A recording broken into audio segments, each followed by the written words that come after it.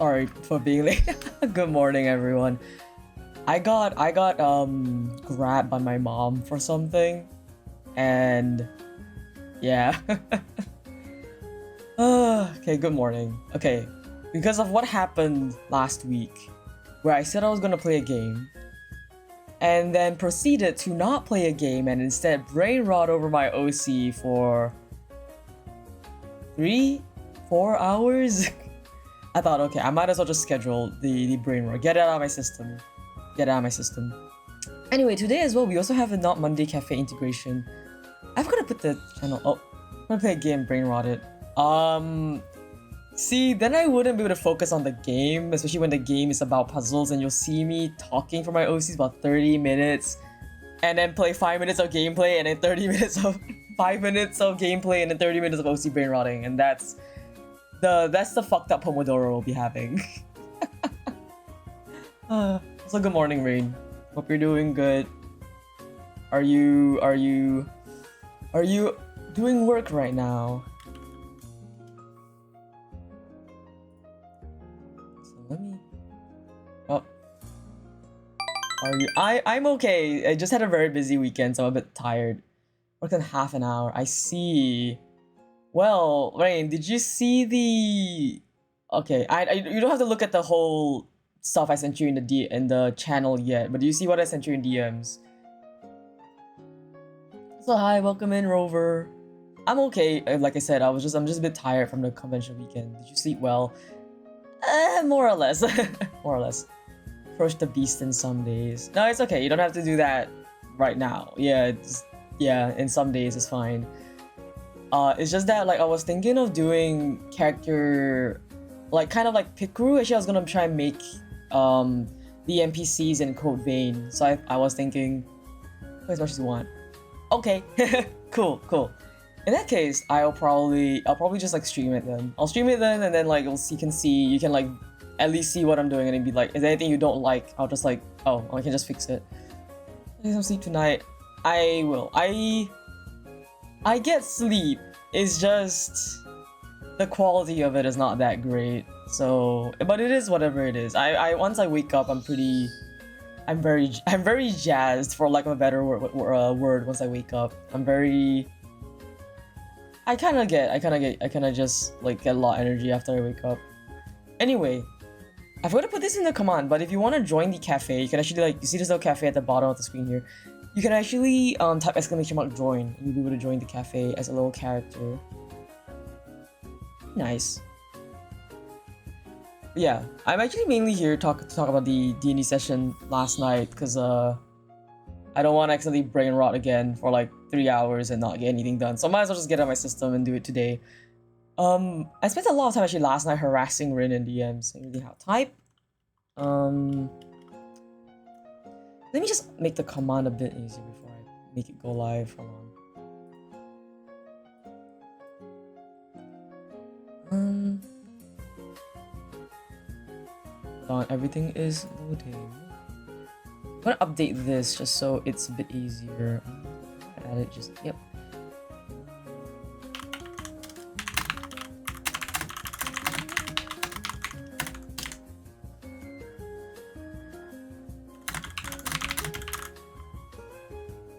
Okay, I believe this should be live. Yeah, okay, there you go. Put in my stream title as well.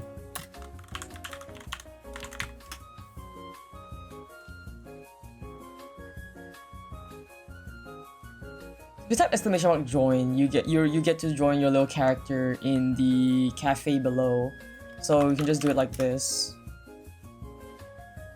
And then I should be able to see yourself pop up. Queue section here.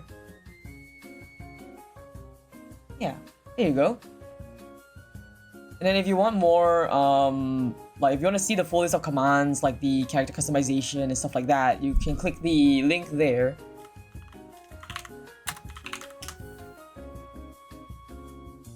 You can see your characters there, and then whenever you speak, it also speaks for you as well. I hope it's visible enough. I tried to like... I took away the background because it was getting a bit like in the way, I felt. But I think this is fine. You don't get to see my cool ass background and all the stuff I put on it though, but I guess this is super cool enough for stream. It's fine, yeah. I was gonna make it smaller, but then when it was smaller, I was like, I literally could not see it. It was like, what is that? And I was afraid the text would get too small, so I just left it as it is. Preferably I could make it smaller and then I can like just make the background visible, but it's probably gonna be too much. Yeah, it's called Not Monday Cafe. It's currently in its beta, open beta. So that's it. Anyway, let me pull up the thing. So, talking about OC brain rot, right? I made all the notes yesterday. I put it up even in the Google document. Why am I purple? I love purple. You are a hippo, if I'm not wrong. No, you're a rhinoceros. Yeah, you're a rhino. You're a rhino.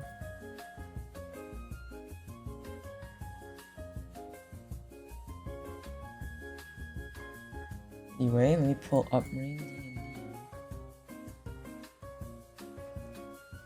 So I got the go ahead from all the members, that I can actually post this publicly now. So what I'm looking at is actually the report I have for the DnD session. So I'm gonna put it in the chat for now. I'll probably post it. I could just post it now actually. Maybe I'll wait a bit more until more people come in and then I'll post it in online on the SNS. But if you want to see just the Google document first, like if you want to see it in advance for last night's session, you can click on the link I sent in the chat. Yeah.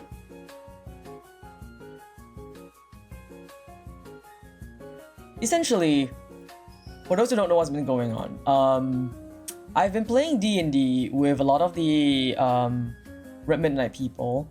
Namely, the DM is Rain, and then the players are Blobby, Zale, myself, Stalus, and Mage, which is a mutual friend, which is like more of Stalus' friend.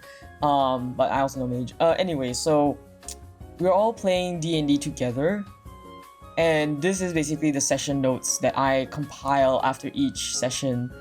Usually takes me about like an hour-ish to compile everything, because I gotta compile and cross-reference with Stalus and Mage as well.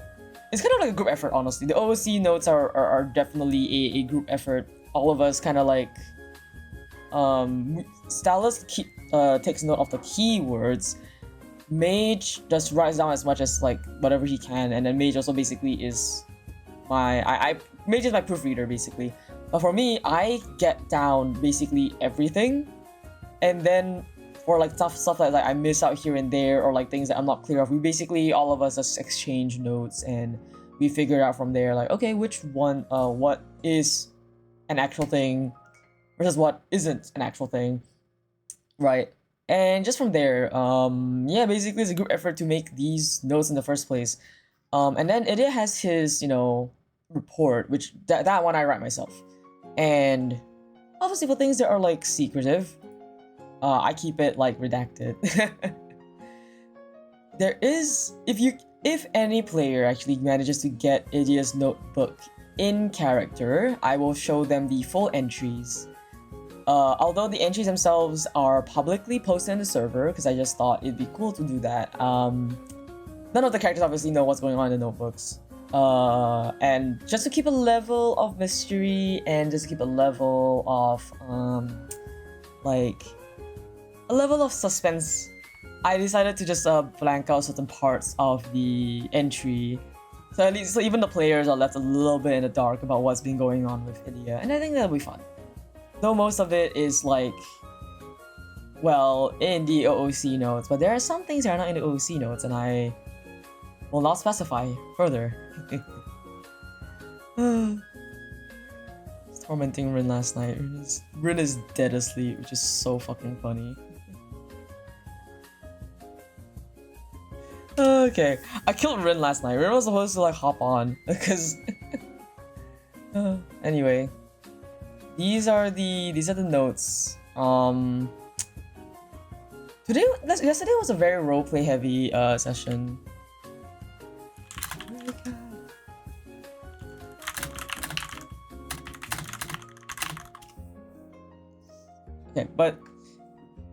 Idia, our D&D game last night was mostly about roleplay. We mostly did like roleplay stuff, and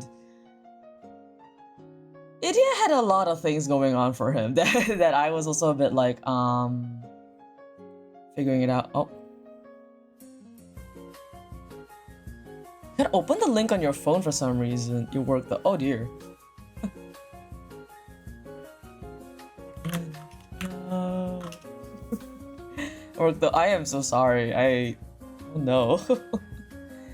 I wish I could make the link shorter, but Google Documents links are kind of long. But yeah. Anyway. Hi Rin. Good morning. Okay. Hey, good job. Good duty. Yes, hi Rin. Sorry, I was just about to start talking about the D&D session. So Rin was actually there to spectate the D&D session because it's really funny that whenever Rin just hops by and whenever Idia does anything, Rin is like freaking the fuck out, and I'm just like, it is fine. Oh. Hey, 25 days. Good job, Rin. Get a nap later. Get a nap later. It should definitely help you a little bit more. Weekly brain stream. Hi Storm. Yes, it's the weekly brain rot stream, just so we don't get like a bit carried away like last time on like a game stream, because that definitely didn't work out well for us. But yeah, like I have so many thoughts about Idia, because like yesterday was a very roleplay heavy session. We had most of the battles, most of the fighting and the dungeon delving, about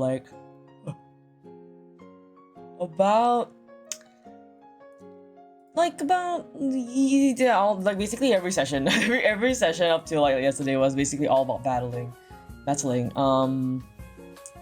So it was fun to like finally roleplay us getting out of the Drakenheim, but all of us were on like fuck ass low HP, and I was like, usually Idia would go for the hunt, and I'm like, but like he's on 4 HP, he is not hunting jack shit. He is gonna fucking die. So we managed to avoid most of the encounters. Most of it was like mostly roleplay based, and again, like if you want to see the session notes, I'm gonna put it again in the chat. I'll post it on my socials, like I will post it in my Discord server, and I'll post it on my Twitter and my Blue Sky for people to read. Yeah.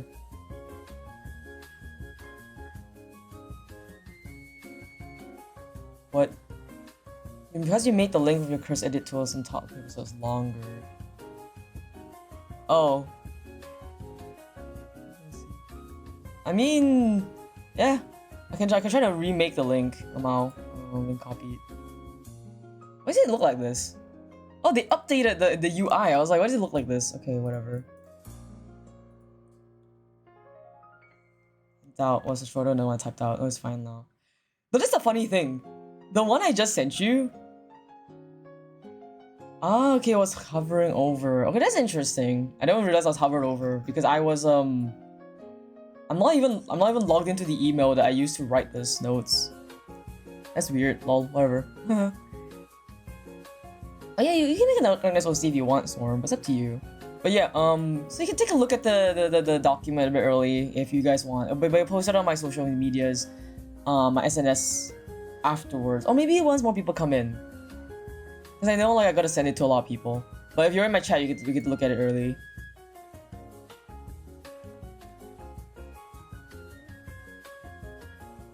Yeah, so essentially, hit and go dog does that, making it longer something dog. Yeah, it's a bit weird.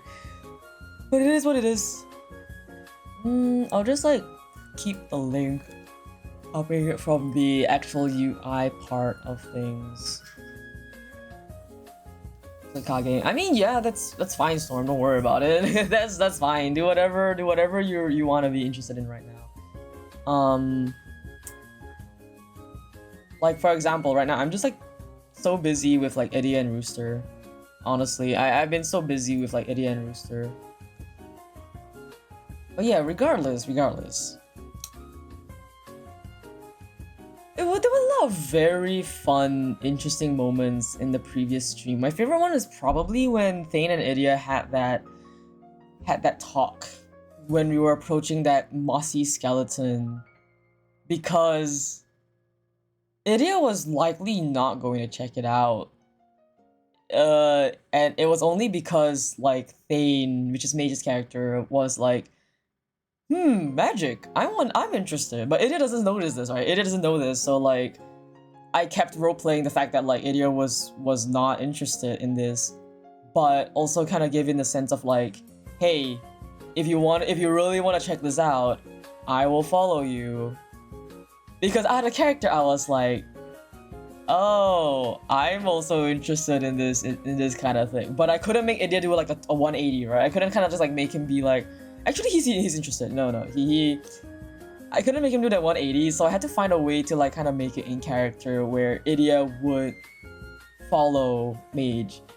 So it's kind of like thinking a little bit, and basically we had a kind of like conversation pivot where it was like Thane was talking about like, oh, but it's interesting, like basically after Thane gets information, right? It doesn't know anything, so I just kind of like thought about it, and then Idia said, "Is it important?" And then Thane was like, yeah, it kind of is, but I can't tell anything else from this distance right now. And then Idia followed up by saying, important enough that you would risk your safety?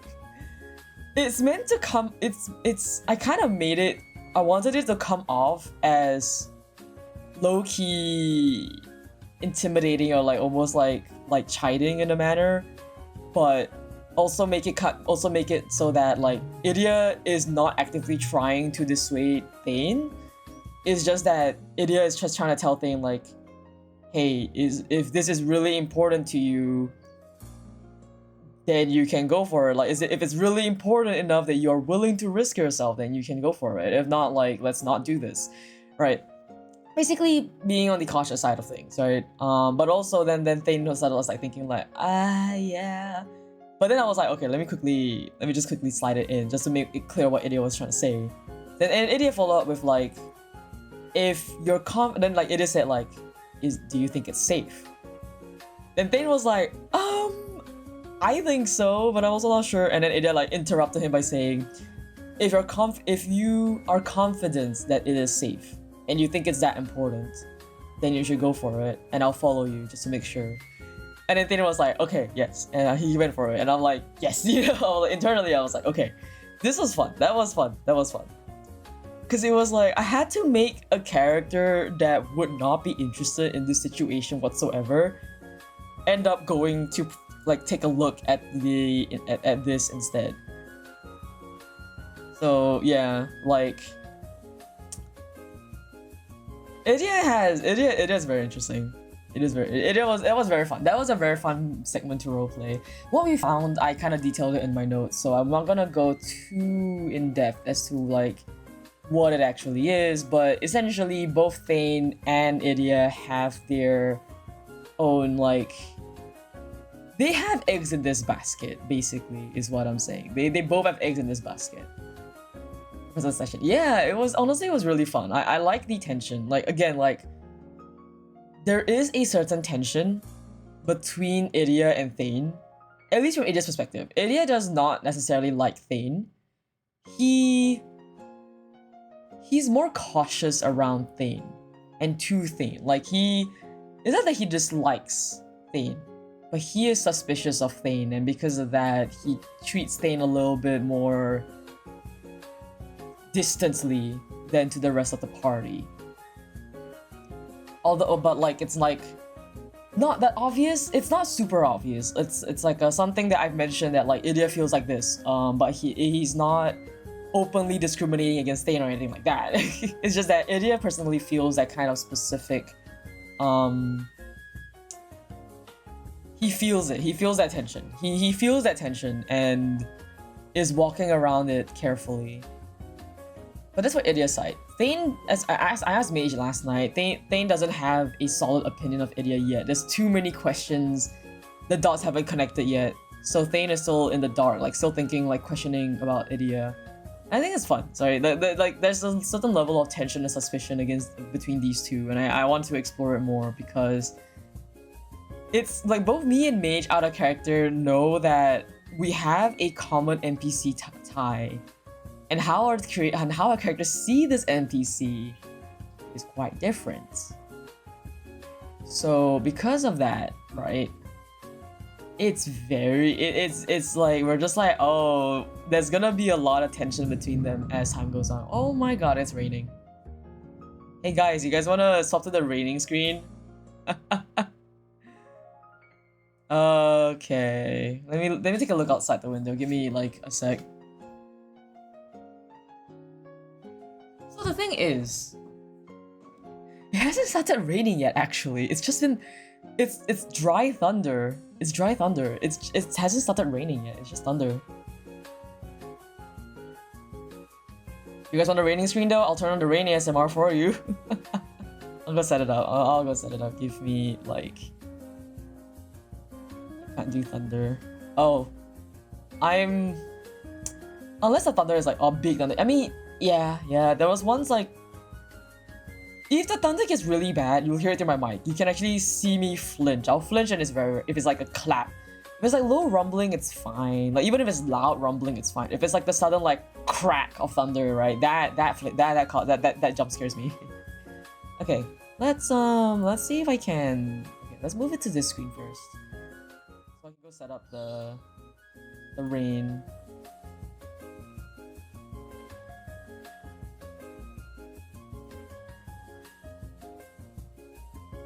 There's a scary, yeah. All scary. Oh. There we go. Also, okay, I think this works. Alright. Let me get your...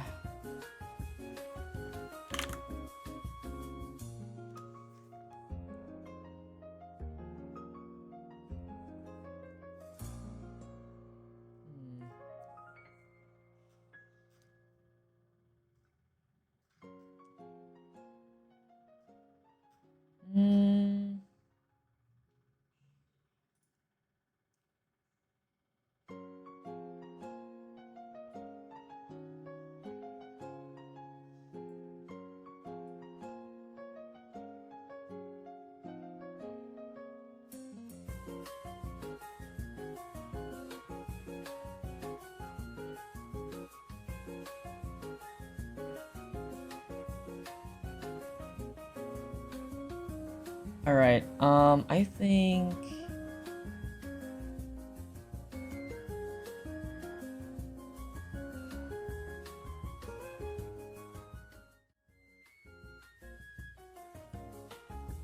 There you go. How's this? How's this, y'all?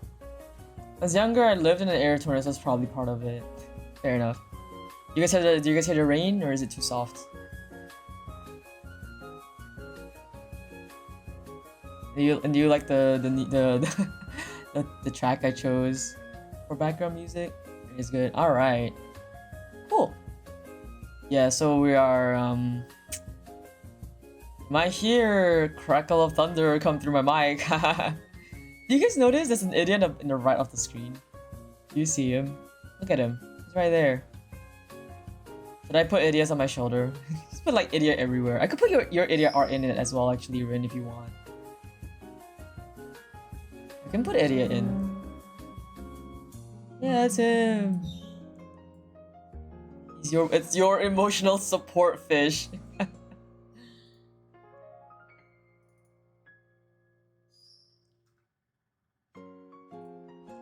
I'm still feeling a little bit under the weather, if I have to be honest. Because like the convention weekend, right? And then like I started feeling a little bit unwell at the end tail of it, but so far I haven't fallen sick, so I'm just support for just yeah, that's so funny. I'm gonna do some water.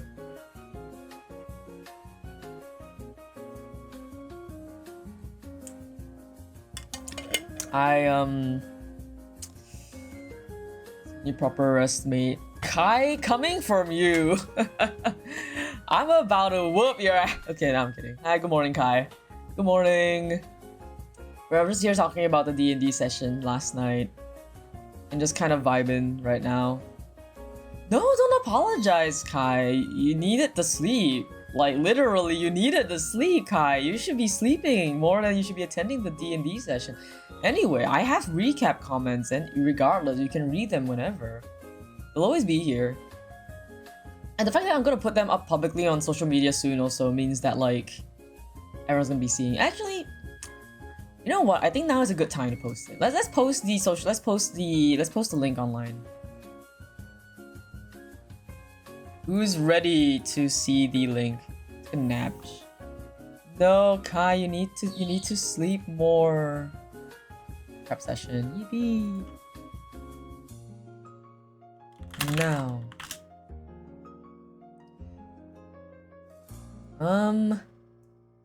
Looking right what happened, but still. Yeah. Thinking about. Should I post Ash's art again on my Twitter? Actually, yeah, I should. I haven't like actually posted it yet. No. I'll post the one where he's bloody as well.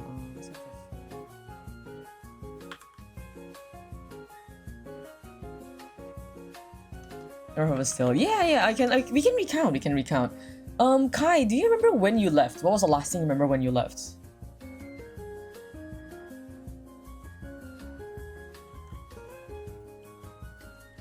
Idia, best up.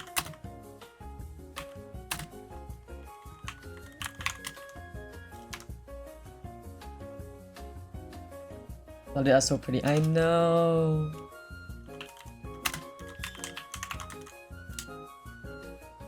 Kind of midway. I know it was midway, but do you remember what was the last thing you remember? So I can like gauge what you missed.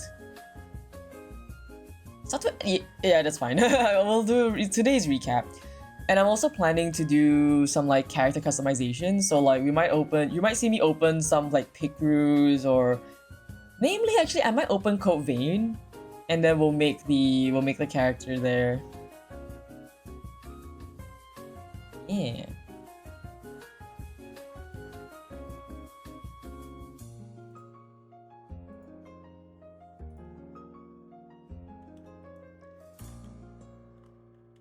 It's time to get reading. By popular demand. Okay, you know what? How do I format this tweet? How should I format this? Okay, the thing is, I'm gonna post Ashcliff's art as well. But I'm thinking maybe I'll post just the art and I'll put the link in another tweet below the art. And yeah, okay, I'll do that. I think I'll do that. So at least like it separates the link from the art. So like we get to see Ashcliff's art first, and the DnD thing comes later. What is in the tweet, in the post below?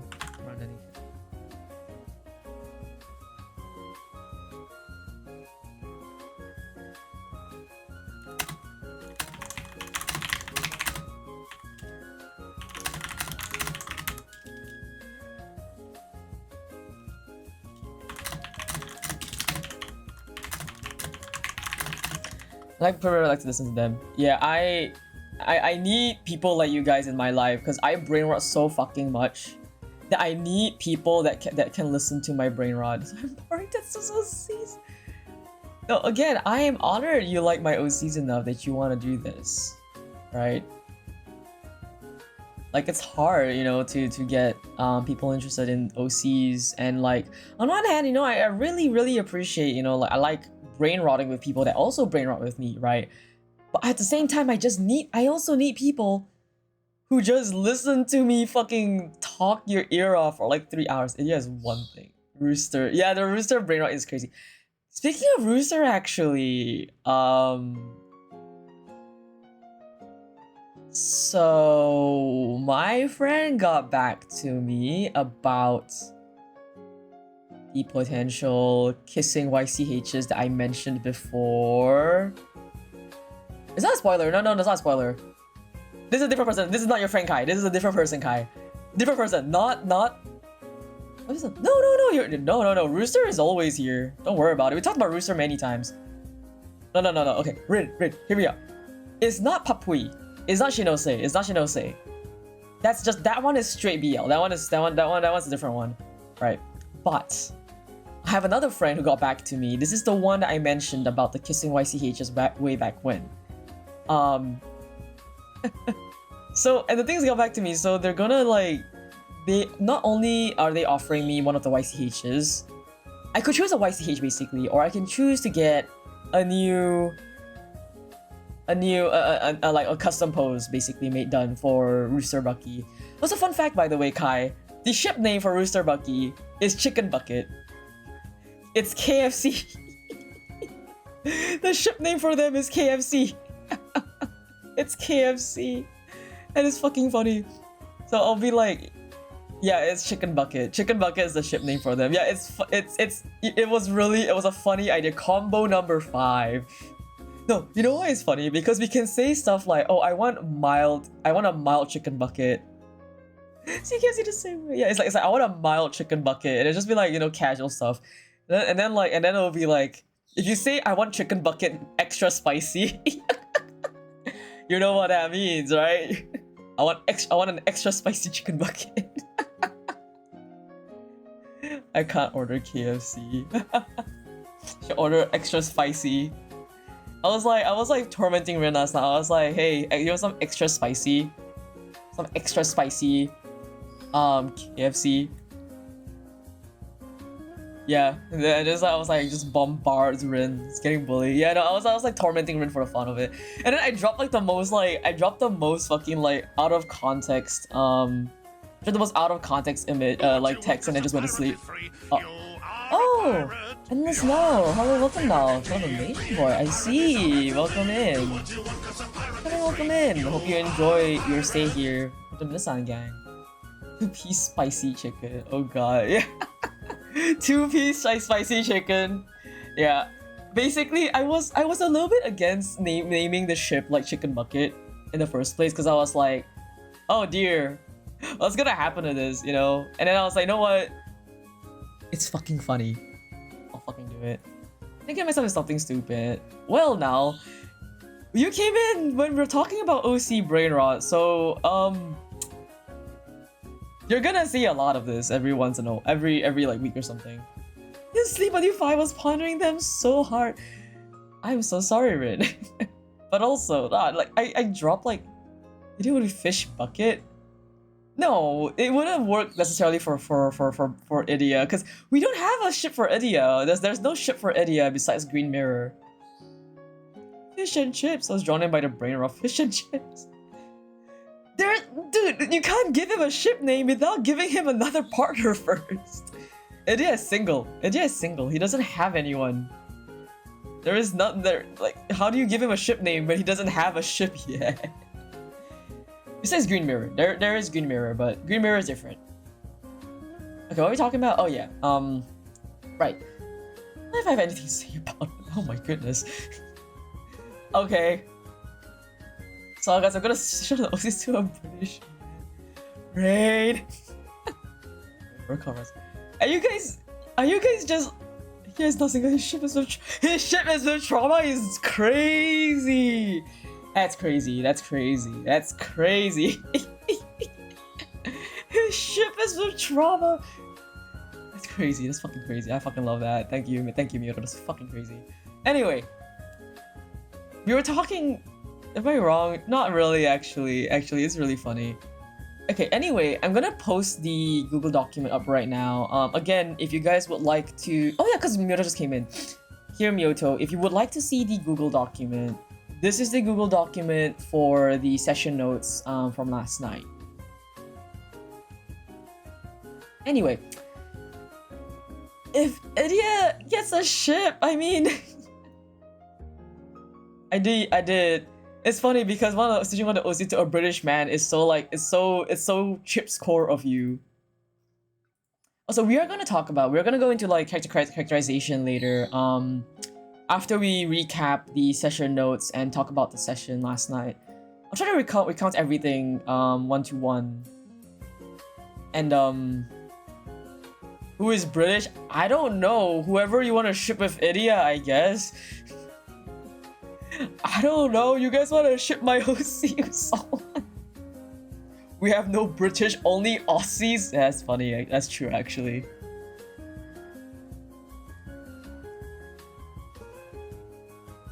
Idia has so much trauma. It's so funny. Like, another part I really liked about this session was when Idia had to meet his handler. That was fun. That was very fun.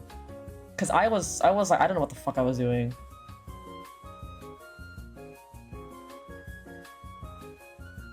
Three Aussies, in fact. We have so many Aussies actually in the friend group. Everyone's it's either like we have 3 confirmed Aussies and then we have like so many other adopted like Aussies. Which do you pick, Idia? I don't fucking know. Idia has known these people for a day. He's known them for 3 days. He has no fucking like connection to any of them yet. Yeah, he's known them for 3 days. What do you want from him? What do you want from this guy? At first sight. Listen, Idia is so stunted that I don't think he's gonna like trauma bonded, fight bonded. I mean, it's possible, but like I don't actually just off the get-go. I don't think it is at this current point. I don't think I'd see him with anyone. He's so obsessed with just the hunts that I don't think he would actually care about like anyone in that vein as of right now. If anything, I think he'd be more afraid to get close to people considering how many people he's lost, okay? I'll talk about his room description later. That one was fun. I can't fix him! Oh god, okay. The ratlings. What are you talking about, the ratlings? You mean?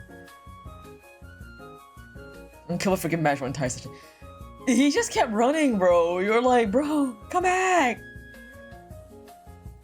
I'm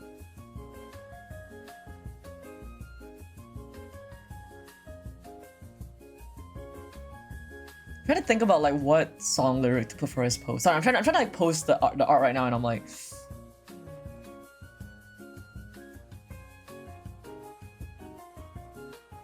it was funny, dude. It was just fucking running through those tunnels trying to kill that man like so bad.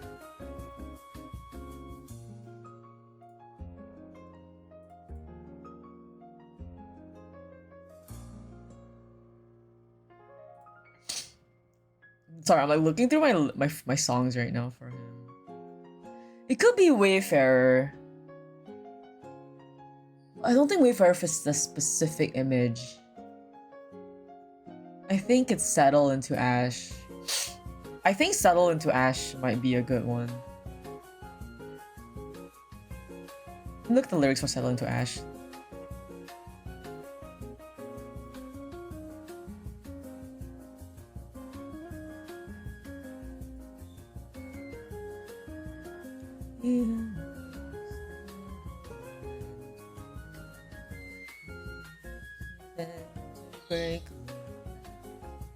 Okay.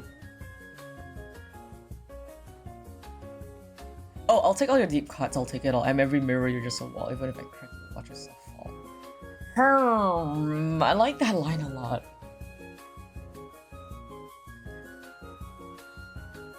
You know what? Actually, I like this line. When you mistake broken glass for water. I like that line. I really like that line for Idia.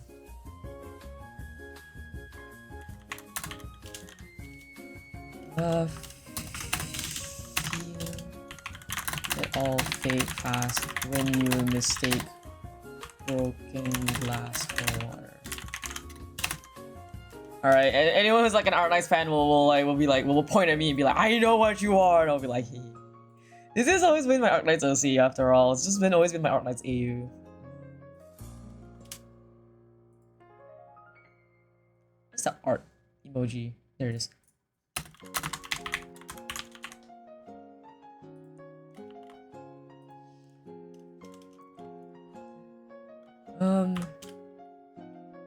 Idia, also known as Up Night's AU.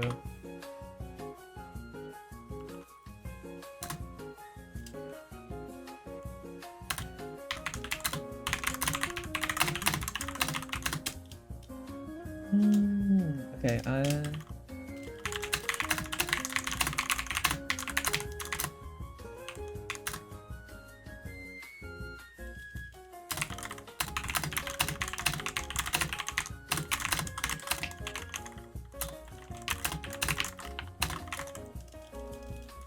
check the link in the post.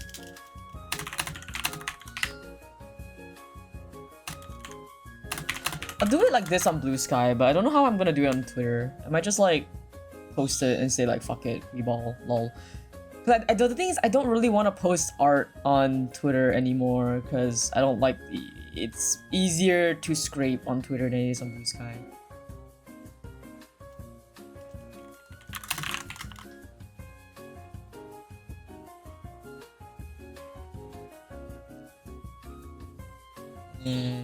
Anyway. Yeah, because I just don't like, I made it like I just kind of like, I spent like, I think like 3 hours one of the days to go through my entire profile and delete any art I had posted ever on my Twitter. Twitter,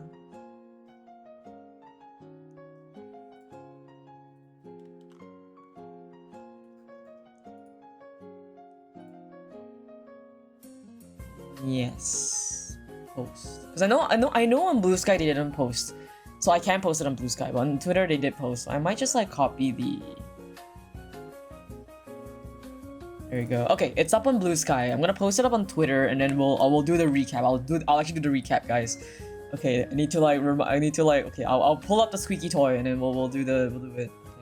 Just post. Oh, you know what? I'll just post it on Twitter. Who gives a fuck? No one's gonna fucking look at it anyway, right?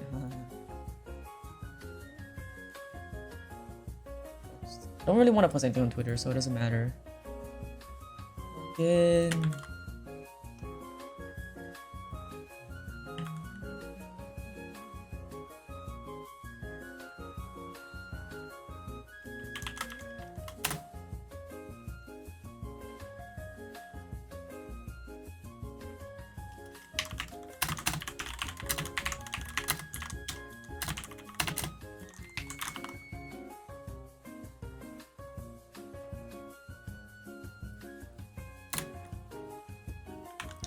Alright, it's up on Twitter as well. It's up. I mean, who knows? Okay, wait, guys. Lock in. Oh, come back. Everyone come back. I'm gonna talk about the recap now. Come back. Everyone come back. Oh, this is so fucking funny. I mean, who knows? It's so funny. I just thought it's a squeaky toy, and like I think like everybody in chat has to like wake up. It's so cute. Also, Kai, this squeaky toy that I'm squeezing right now. This is of Meika. Do you know Utao Meika? Utao Meika, the indie VTuber, makes a lot of covers. Japanese VTuber. I love him. I'm so happy I got merch from him. I love him. Anyway, yes, everyone's here. Yeah. Okay. I got people waking up with the squeaky toy. All right. Oh yeah, I got merch of him. He's really cute. I also have a picture like a long time. He's super cute. On one side, he's just smiling at you. On the other side, he's giving you like a little fist bump. I love him. So cute. Anyway, so to talk about yesterday's session, let's do a recap from the very beginning. Okay. So please, if you guys can, using him this way, he's cute. That is our boy Hill. Anyway. Do take a look at the session notes, right? If you look at it, it may be small, but like I'm gonna be very honest, I really cannot be bothered to properly format this. I will be too tired to do this every single week. Especially because I had to format my own notes for the session already. I can't do it again. Please be kind to me. I'm just a fish. Anyway, so I would like you guys, if you guys can, to have the notes open so that if there's anything you guys are lost on, I can refer to you to the character notes there. Yes. Anyway, I will talk about Rooster later, okay? I promise. I'll talk about Rooster later.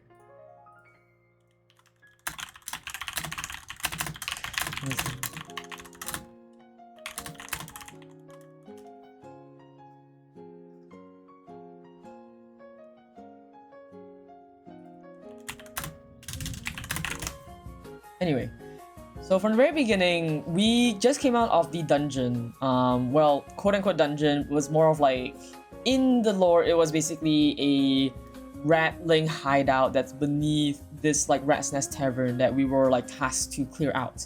And we did clear it out, you know, successfully. So we're at the session for out of character notes. But at the very beginning, Idia this basically says like, Petra checks with us like, is there anything you want to do before we leave kind of thing? And Idia is like, I want to check the southeast exit for tracks because that's like, yeah, because basically Idia suspects that the Rat Prince escaped from the southeast exit tunnels. And we did find out that it was like, okay, yes, there were recent tracks, but because the footprints were so heavy, and they were like they're like kind of heavy. Because you know when like footprints are heavy, that's how you know like generally it's the weight of a creature, right? And you see how like deeply imprinted a footprint is into the ground. That's when you know it's a big creature because it's heavy.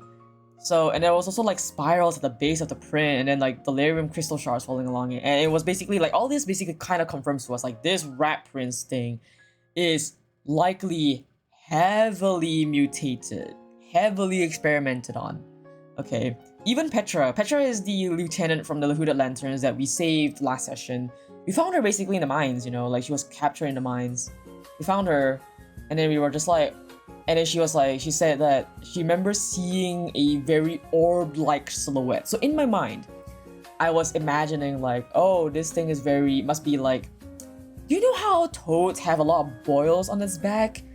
Yeah, I kind of almost imagine that this Rat Prince thing probably has like so many boils on his back and body that it becomes almost like very bulkily orb-like shaped. Obviously, this is not confirmed. This is just me thinking about it, right? Only one who really knows is Rain. Right, and or Thane, because Thane saw a glimpse of it, and it was just very. But yeah, I imagine basically it was a very mutated, very like boily, like bumpy, bulky looking thing, full of experimentations and mutations. But anyway, the tunnel was small, and we don't know how it got. Otherwise, we don't really know how it got out. But there were traces of illusion magic, so we're not really sure exactly what went on. But I suspect maybe cast the invisibility and then ran away. I'm not sure. Either way, the Rat Prince got away, and it's been noted down in Idia's notes properly. So after getting out the tavern, right?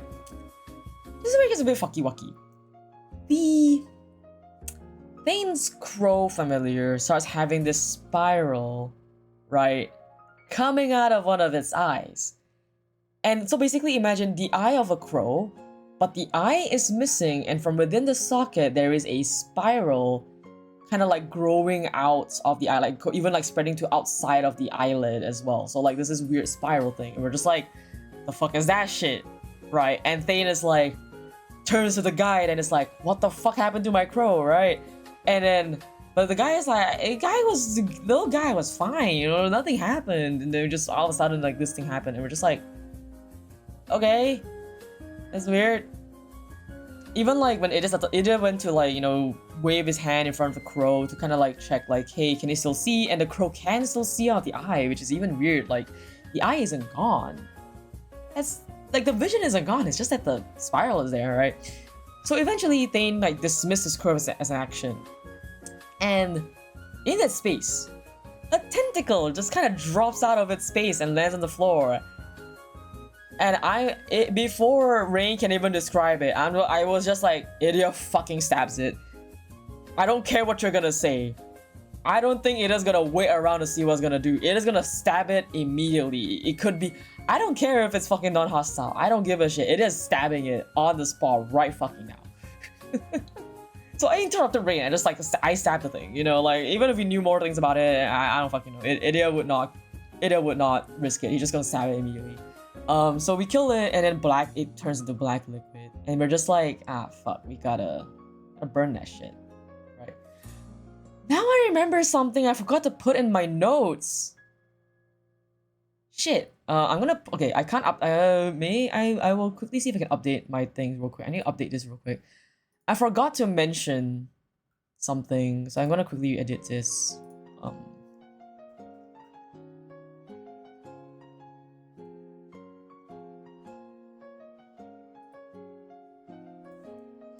What's strange about these wolves is that their tails are dripping black liquid.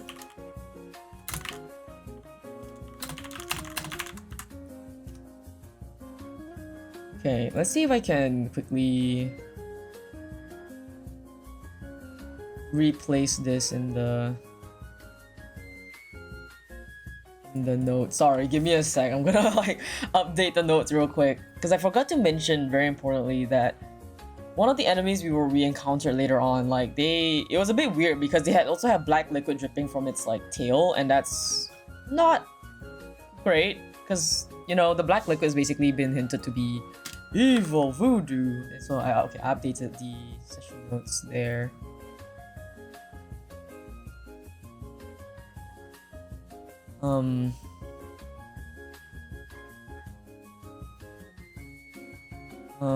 I'll edit the end because I need to put this in my notebook as well. To note after these wolves.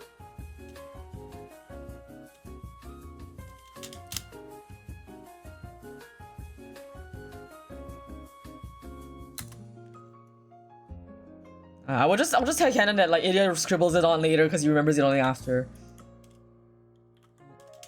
The wolf's tail. To note, the wolf's tails dripped black liquid. Something which is abnormal. Okay, I'm updating this in the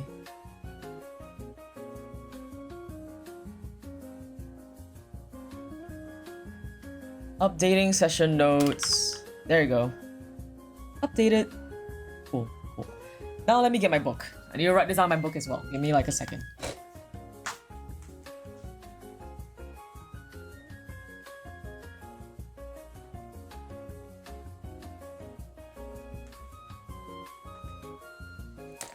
Okay, so besides me actually like writing this out in like digital format, right?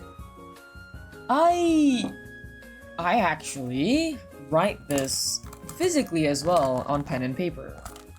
So anytime I need to do an edit, I need to also do it on my book. So I don't have a lot of space on my table for writing when I have my stream setup going on, but it's fine. I'll figure it out.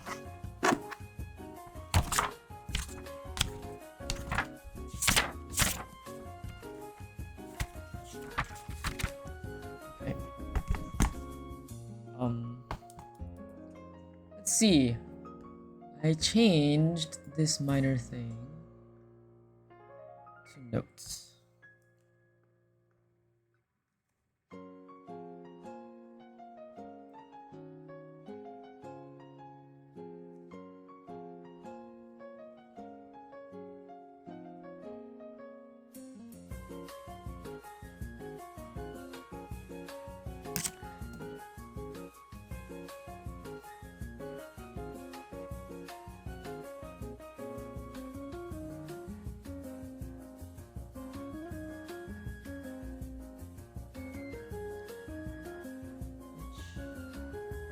Is more. Alright. Done. I'll put this some corner for now. Later. I'll keep this later. Put this here first. Just realized there's a little typo error. I'm gonna go fix that again. Ha ha ha. Alright, let me re-upload this. I keep forgetting, I keep like making like a little mistake. Little typos.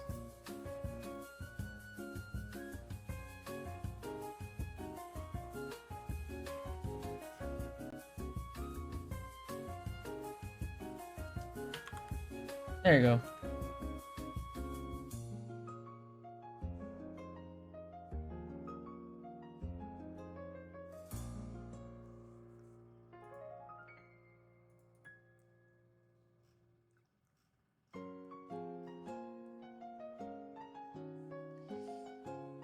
Okay. Alright. I think that's done.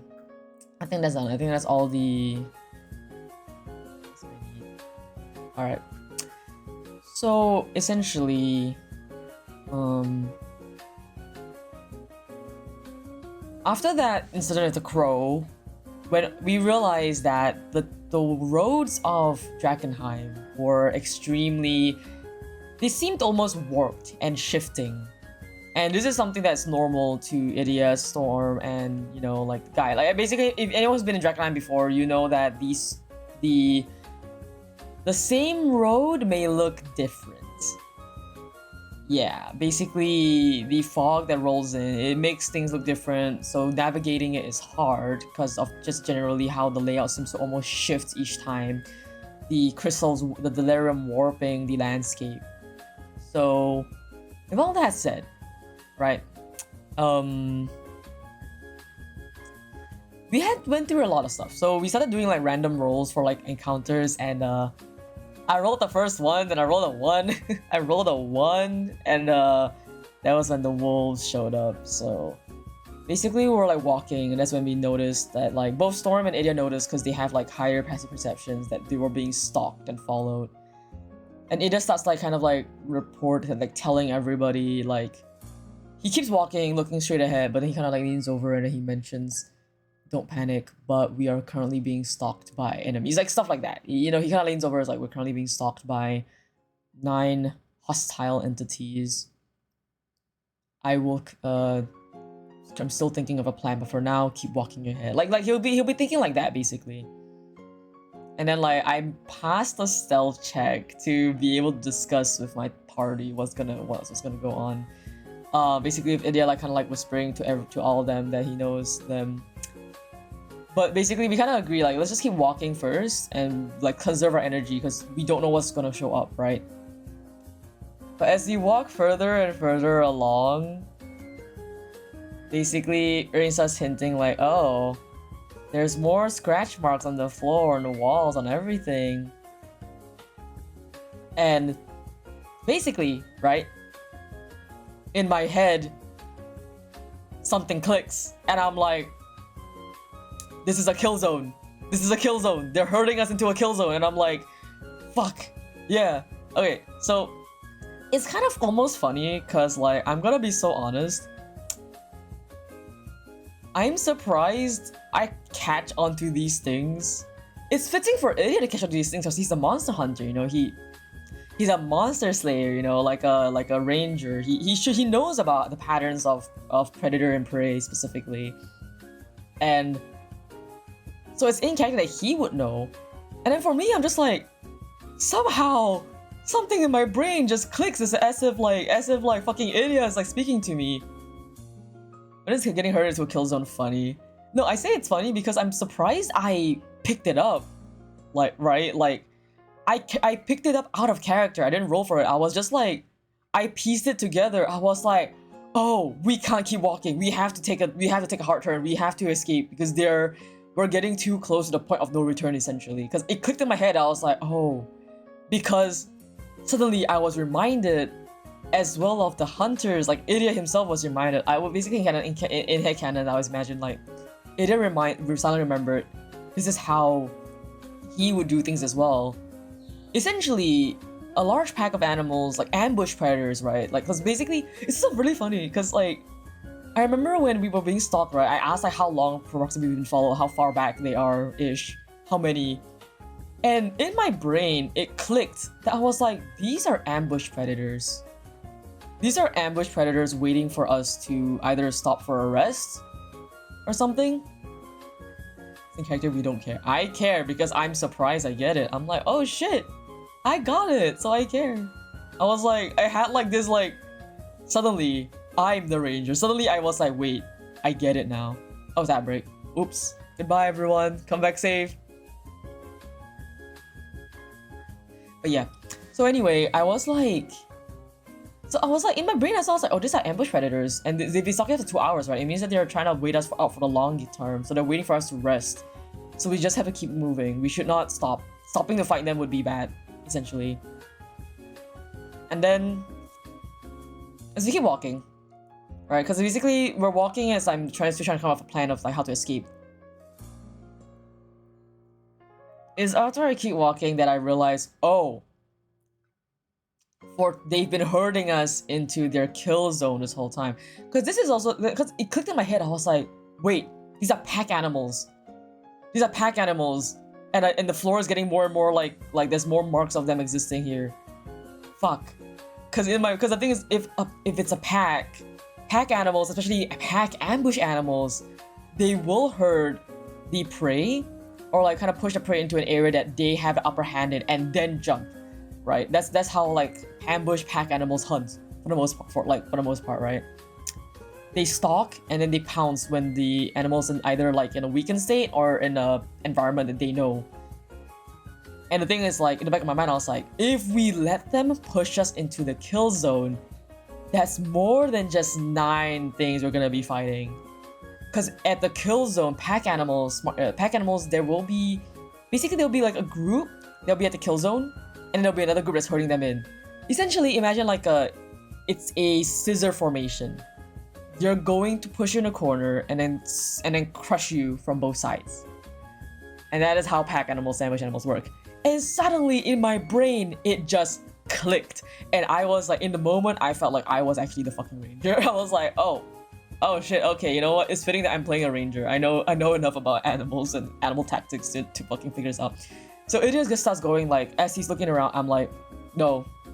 I say publicly, I was like, this is a kill zone. We have to get out now. And I start looking for another exit. Right, I was like, it just starts like whispering under his breath. I kind of hit Kenan like how he acted. It was like basically I was like looking down, I was thinking, and suddenly realization hits me in the face. And I look up and I'm like, they're herding us. They're herding us into a kill zone. We must get it. We cannot keep going the same way. We have to find a different way. All right, we're working overtime. Look, that part was cool to me. Okay, look.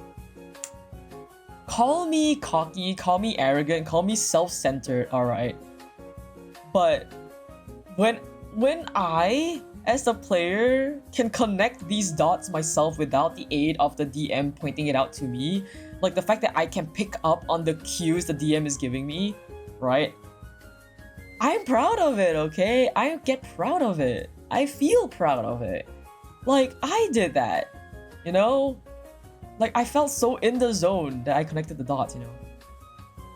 And it's like, again, it's also like a testament to like how well like Rain has been DMing, because like it's the fact that Rain is able to like DM this and make such an like immersive world that like I'm able to even like I can fall into the role so easily. You earned it. I'm glad. Okay. I want to be I know like this isn't like any big event thing or like anything important, even like it's just a solely like Idia thing, right? But I felt so happy. I was like, I got it. Like in the moment I wasn't happy, you know. In the moment I was like, oh fuck, I'm gonna fucking die, you know. But like because also I had like 4 HP, so I was like in the moment I was like, oh, I'm gonna fucking die. I didn't feel happy, but like afterwards I was like, oh my god, I noticed that. I noticed that shit. Oh damn. It's actually cracked. Yeah, Rain is very good. That's very well. Yeah, he does. He's really good. He's really good.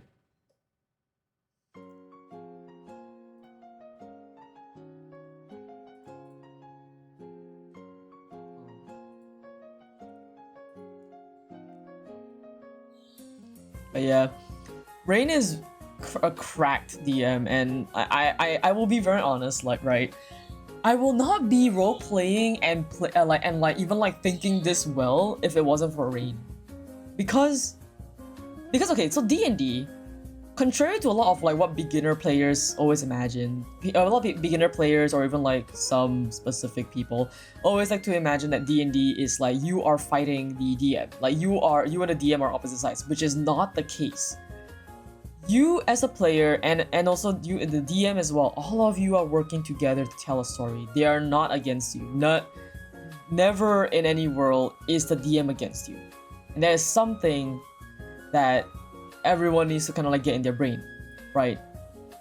Story cannot exist. Story cannot have like interesting twists and turns and fun segments and all like, and it cannot exist, right?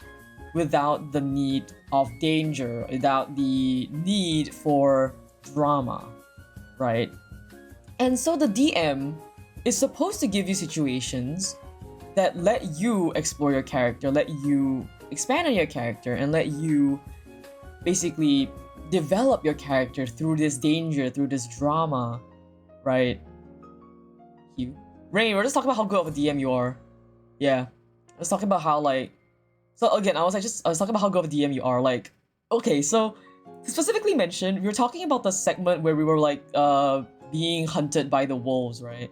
Little guy. No, you're maybe a little guy, but you're a very good DM. Right, I will tell you, like, I think you are probably like one of the best DMs I've had in my lifetime of playing D&D. Like, you are like you could be like oh hi Onion, you know, some this campaign. Yeah. Ow. Why was Onion white? Did you see that? What about the Onion? Why is she white? Wait, why is Onion white? Wait, why is she white? Wait, yeah, why is she white? What happened? Onion, why are you white? Ah! Wait. Can you guys check quick? What happened? They bleached her! What happened? Oh god. I'm washed. So wait, hold on. That's interesting. Sorry, hold on. Yeah, what happened? Something happened. She's white.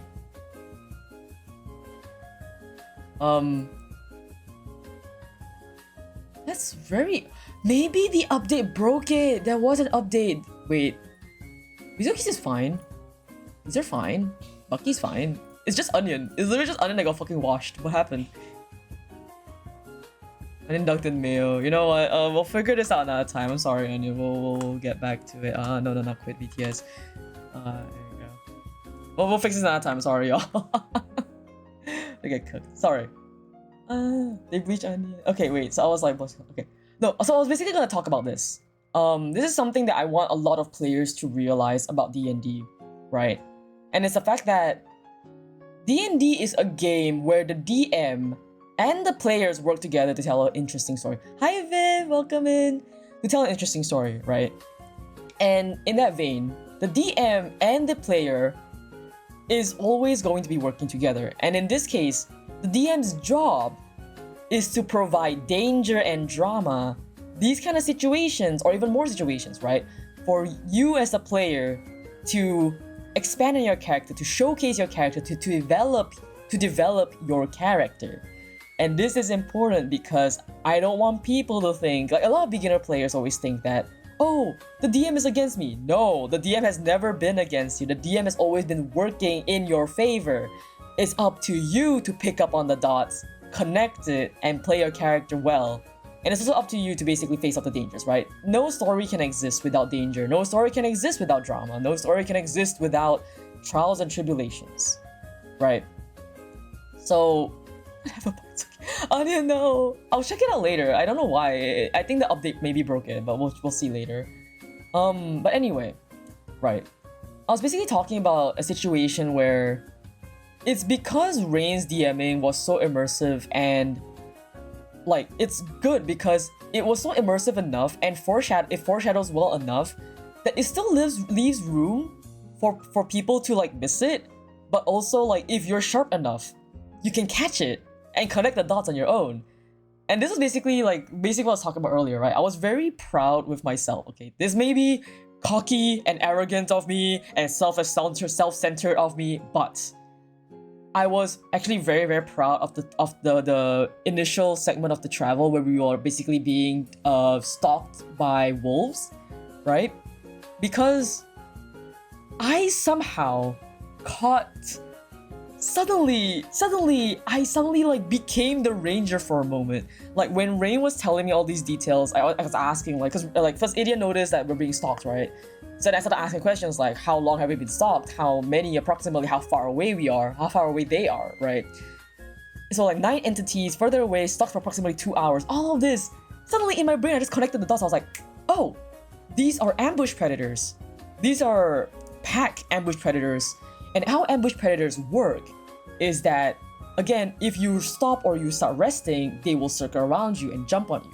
So basically in my mind I was like, we cannot stop. We have to keep walking. And at the same time not show that we are unnerved. Because the second they show that we are unnerved, they may jump early or start to circle around us and find, like, basically it's a different path, right? And you know, it passed the role to like be like, okay, he tells this to his party like quietly and to just continue following the lead. And it's when we continue walking that Rain starts hinting the floor gets more scratched up. There's claw marks on the walls. There's basically signs of activity, of predator activity, monster activity. And in my brain, something clicked. Suddenly, I became Idia the Ranger. Suddenly, I became Monster Slayer. I became like, I suddenly got the vibe. I was like, I immediately, my brain, I was like, it snapped and I was like, these are pack animals. They're herding us into the kill zone. They are herding us into the kill zone. Immediately, I was like, all the red flags went up and I was like, guys, we need to go a different way. We need to go a different way, guys. I don't know, I was like, oh, again, it's like, it's thanks to how immersive the DMing is and the world is, and just the enough environmental hints that like, even though I didn't roll for it, right? Like, I didn't roll for this, okay? Idia would know this in character, but I didn't roll for it, right? Idia would know this in character, and somehow I managed to figure it out as well out of character. And I was like, that was the most satisfying thing to me, that session. That was so fucking satisfying to me, okay? Like, listen, I got to play my character how he would actually act. And the thing is, I did it without a role. I did it of my own knowledge and volition and proactiveness to thinking. And like, okay, like, I may be gassing myself up, okay? But I fucking deserve this, okay? Give this to me. This is my win. So like, it's when a DM, when it's very immersive, you can kind of become the character almost, and it gives you a lot of room for these things. And I really do prefer the more immersive play experience, because I want to play as my character. I don't like being pulled out of the world of what I'm playing. But yeah, like I said, like Rain is probably like one of, if not the best DMs I've had. That's actually small. Did you have that? Were you satisfied as well, Rain? When I picked it up, did you like it? Was I right? I guess I was right, but yeah, like, cause the thing is, like, in my mind I was like, if we kept going straight ahead, because it's a pack of ambush predators, right? I knew that if we actually made it to the kill zone, there would be another group waiting for us, and I was like, I ain't about to fight more than 9 wolves, bro. Pretty cool scene. It was. I really enjoyed it. I'll blow up. It's pretty cool. Yeah, I was talking earlier about the skeleton scene, but I'll go into depth again later, because I'm trying to go in a chronological order. Having a good DM happens goes with the immersive. Yeah. It's actually thanks to everyone, not just the DM. Like, so the DM can provide a very immersive experience, right? But of course, if your players want to be hee hee haha, you know, right? Nothing wrong with that. But it's very much like the tone that the players set and the DM set, like, all together. Again, DnD has always been a like group activity. You have to cooperate with each other to tell this kind of story. Yeah, like, we catch the vibe. Like basically this style of gameplay is what I prefer in D&D. Obviously, there are a lot of some other campaigns I've been in where, like, all I watch I've been in where it's like, oh, hee haha, references here, references there. I mean, there was one shot where we were like playing all animals. Like, I was a fucking turkey. Like, I was a turkey. I was playing a turkey. My character was a literal turkey, and I was like, I hit them with my wing and I do 1d4 damage. Like, we were all like just random animals, like stuff like that, right? But it didn't let me kind of like catch the when it's stuff like that, right? It's just not my preferred style of play, because I can't capture. I keep getting pulled out of my immersion, and when I keep getting pulled out of my immersion, it breaks my roleplay streak, basically. Because I don't think I'm the best kind of like vocal role player, right? I'm gonna be very honest. Like, I am very used to text-based roleplay, because most of my D&D stuff in the past recent years has been text-based. So playing again in voice is new to me. But it's really like, again, thanks to everyone, that it's very immersive. Like the way that, like, especially with like the way that Zale plays Tarnav, it's so like, even the pitch shift, the minor pitch shift, the minor like accent, just that way of like I pray to the sacred flame and all that kind of stuff, right? It's immersive. It feels very real to me. And because people around me are playing so seriously as well, it encourages me to also play seriously. Thane as well, like mage role-playing Thane, that really good. It's very fun. And then like Bruno being kind of like the normal guy, it's like kind of like, and like Storm being the funny guy, it's very, it has that's still, it's not too overly serious thanks to the two of them. They're not overly serious, and that's a nice balance. Because not everybody is serious, but not everybody is like yeah. So it's a very nice blend. I've been Amos forever, even as listeners and listeners in podcast. I'm glad, Kai. But again, this is mostly thanks to Rain as the DM. The DM really sets the tone. The players follow the tone and build into it, but it is the DM that sets the tone. Then I've been DnD buddies for years, kicked of you. I mean, it shows. I can tell that Zil is practiced. I can tell that Zil is practiced, right? I can tell that Mage is still a bit new to it, but he's playing very well. Mage is playing very well. Same with Stalos. Like, Mage and Stalos are playing very well for beginners to D&D. Like, outright beginners to D&D. They're playing very well, right? And Bruno is there for like occasional like funny effects. That's locked in. Stalos is locked in. He's really locked in. I can tell. So all of this really creates a very immersive experience. This is just something that like I prefer as a player. How about the newbies? I know our newbies are doing very well. They're catching it quite well. Yeah, good gamers. Yeah. Welcome in, Doug. We find our group is just magic. Yeah, it's really great. But yeah, again, like, it's really thanks to Rain that sets a tone. It's Bruno is just our normal guy. Like, and we all need that kind of normal guy. Like, I know sometimes Blobby is a little bit like self-conscious that he's not really role-playing very well, right? That he's also like doing it through text because it's more comfortable for him, right? But he's doing well. I would say, like, I know Blobby has his own like reservations for like the I guess it's the best term to put it, right? But he's doing well with what he has, right? Like he may not be very expressive through voice, but he's trying to do it through text, and he's trying to keep up with us, and like that's why we also have, like we try to accommodate for him as well. And because thankfully in a way Bruno is very normal guy character, it's very easy to just kind of translate to the text. It's very like dry texting style. That's how I see it, right? Because Bruno is so normal that like this actually kind of works out. This works out, I think I really quite enjoy, like, even if like Blobby isn't actively speaking, right? It is whatever is comfortable for him and is working out for the rest of us. So yeah, like no skin off my teeth. Some guy Bruno, yeah, and it's very fun. But yeah, so again, like it's the DM really sets the tone for the game, and it really depends. Like, again, no shade to anyone else who prefers to play differently. This is up to play style, right? But I always vibe more with games that have a very immersive atmosphere, and you stick with the immersive atmosphere. I don't vibe necessarily very well with like games that are very crack and funny. that's just my personal play style.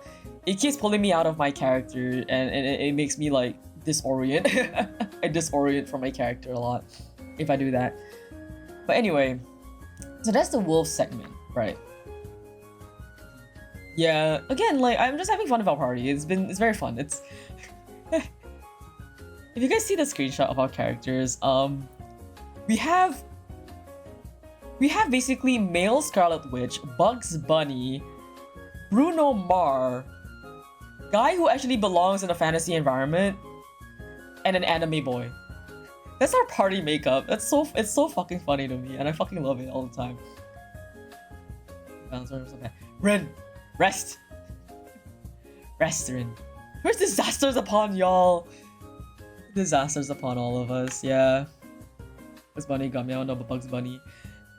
His name is Storm. The character playing the bunny character is Stalis, and the character's name is Storm.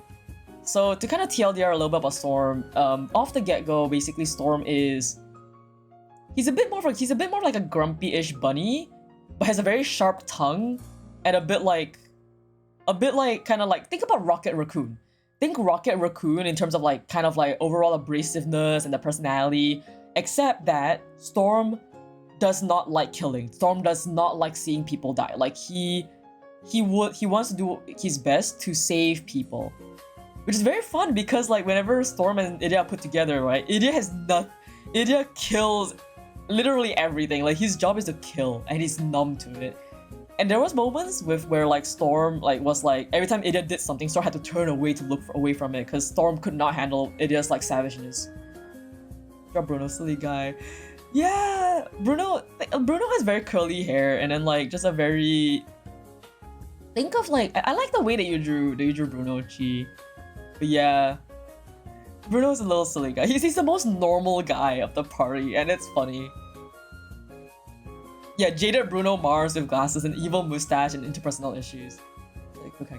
Yeah, so that's Storm. I could find an image of Storm. Give me a bit. I need to like save the image and I'll put it up, but I'll find it.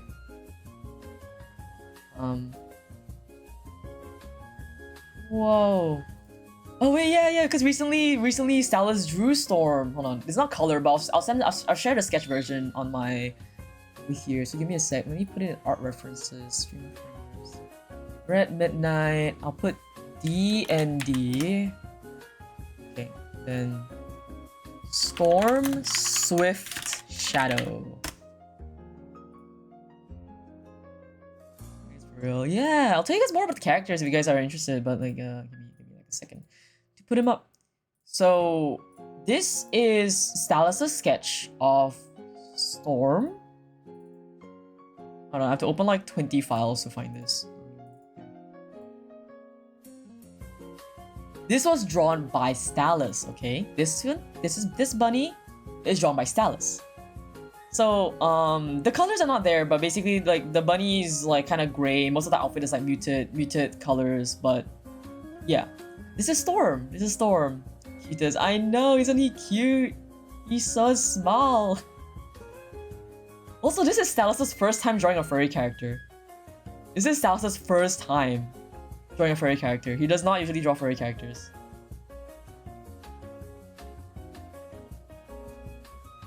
Like, if you guys are in my Discord server, my Discord profile picture is also drawn by Stalus. Ah, right! Yeah! Nearly forgot! Yeah, we have a... Storm has a grapple hook! It's amazing. I know, it's great. I can show you guys Stalus's art. Hold on, I'll show you the one that he drew for me. Before we continue with the DnD brain rot.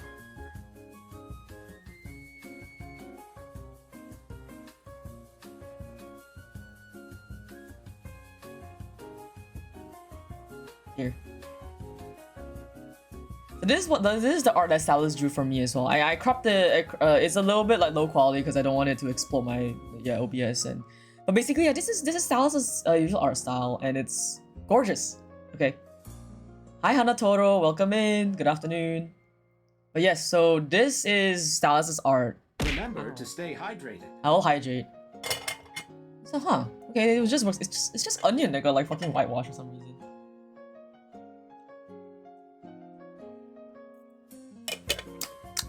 Alright, hydrate. Stretch.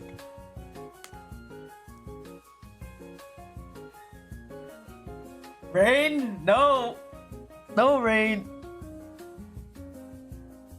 Oh. It's a sign. No, onion, no! But anyway, so that's done for. No, onion! But yeah, so that's that's Stalus's character, which is Storm, Swift Shadow, the bunny rogue. They're a rogue. Arcane Trickster rogue, so they have like magic. They can use magic while also you know, doing sneak attack damage and stuff like that. There's a lot of like really funny drawings that Stalus did last night. It's great. Stalus has been like popping off with the art, which is cute. But yeah, so we were okay. So after the wolves, right? We ended up kind of like going into we found like a safe area to have a short rest in. thanks to Idia, Storm, and the guide, because there's basically 3 people who know how to do. Thinking of going weekly so the newbies get more familiar characters. Oh! If you think it's okay, Rain, then you can. Also, wait, since I'm here, I should repost the link. I should pin the link actually. Hold on, let me just pin the fucking link of the session. Hold on. Session notes. But if you think you're okay with that, Rain, you can definitely do it. I mean, I wouldn't complain, right? I would love weekly DnD, but whatever is okay for you. Yeah, because I don't want you to also like get too burnt out. If you ever need a rest, please ask a rest. Okay. Yeah, because I think. Okay, so I will also say this like probably. I don't think. While I share a lot of the session notes and everything like that, right? I don't think we will ever stream the games, because I think streaming the games creates another level, another kind of environment, and this environment will be a bit hard to there might be pressure basically. I'll say like that there will probably be like pressure if there will be if it was streamed, then it'll be hard to like share and like set up the entire like the entire thing. So it will most likely never be streamed. So yeah, all you guys can do is just live vicariously off my session notes and my like weekly recap streams. I'll do like recap streams for DnD. If people like it enough, I'll do weekly recap streams. If you guys like it, I'll do weekly recap streams. We talk about the DnD and all that kind of stuff that went down. Really good weekly sessions have that respect. Yeah, it's like we have so much time to think about. Yeah, I've exactly. Because I've streamed games before, and it creates such a different environment. And I was like, it's too much. Yeah, too lazy to make these things. That'll be more fun. Yeah, we can do weekly recaps. I can do like every Tuesday. I'll do a weekly recap of the games that we have. Anyway, the notes are now publicly on my SNS now, so anyone is free to read them and have fun reading them.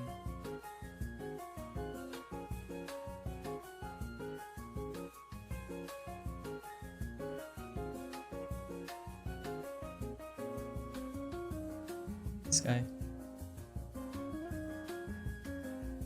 But yeah, so DnD, I love DnD. Yeah, so it'll most likely never be streamed. So, hey guys, guess you guys gotta tune in every Tuesday or every Monday night for y'all in the West to go and like catch up on DnD, because I'll probably keep this time schedule then. Anyway, so back to the thing. We took a short rest. Thanks to Idia, Storm, and the guide's like knowledge of Drakenheim, right? We kind of safely rested. I'm not that good at recaps as my memory isn't that good. I'm trying to actively ignore anything that happens that I isn't present for. That's funny. I do. That's why I spend so much time writing notes. Like almost after every session, I spend almost like 1.5 hours just recapping and writing out every single note immediately after. Because the thing is, I'm afraid that if I wait, I'm gonna forget. So I spend, every time the session finishes, I spend 1 hour at minimum writing down everything that happened so that all the players can recap easily. Because like, okay, this has happened a lot with one of my older groups, right? Where basically there was somebody that was never, like for the most part, didn't really pay attention. Never really paid attention to the whole like, the game. And basically every like 5 minutes we'll just be like, sorry, what's going on? And I was like, man, if you would stop looking at your phone and just like be present for the session, please. Like, please. And the thing is, like, it kept like,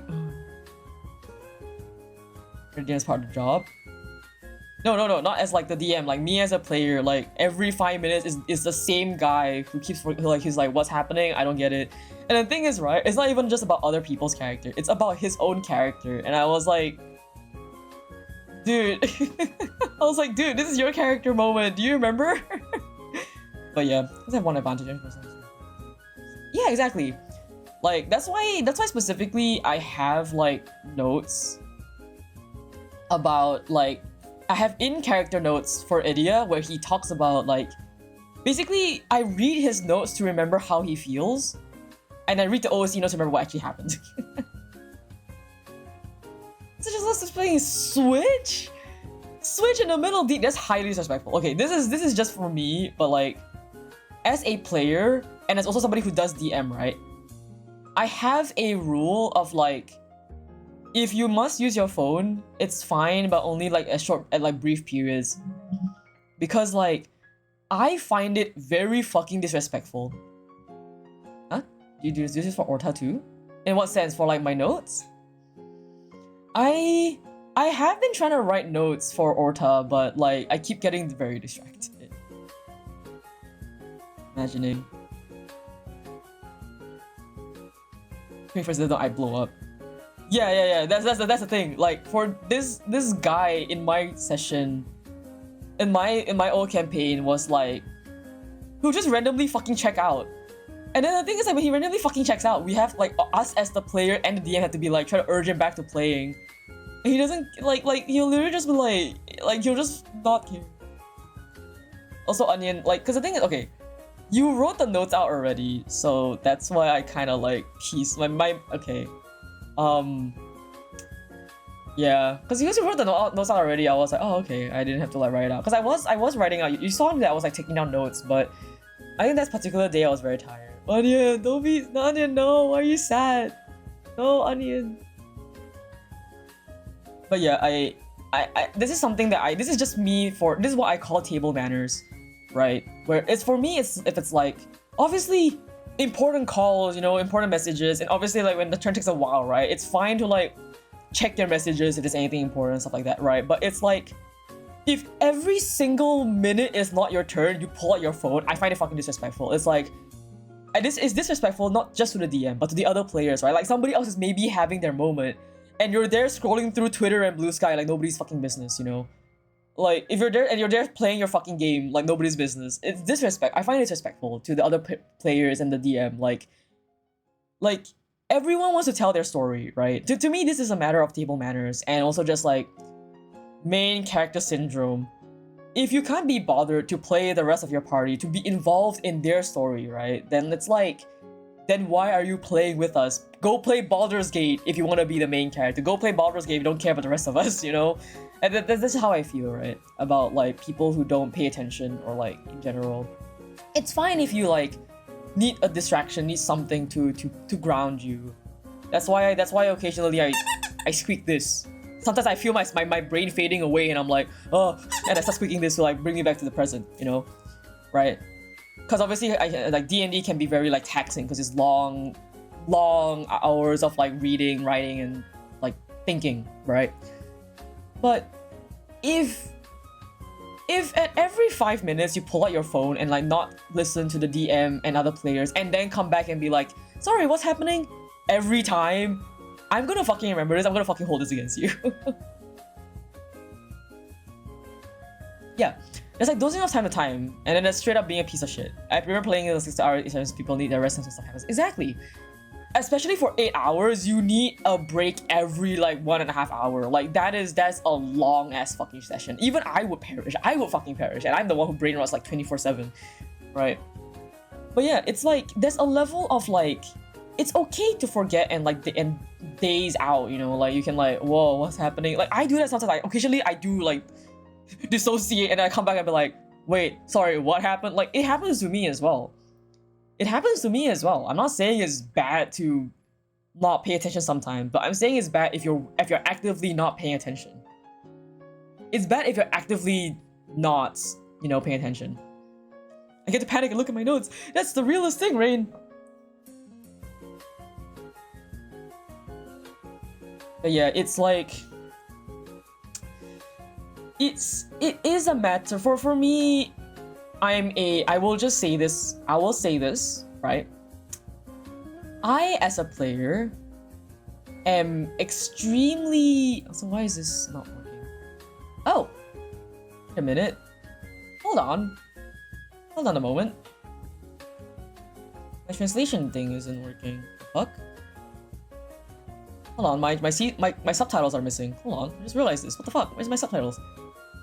It's not Adventures of Gaming at the pub. There's ways to get food and drinks. Yeah. I like to, whenever I have like in-game sessions, right? I always like to, I always bring snacks and water for people. It's always valid, yeah. I need to like, did it break? Nani? Wait.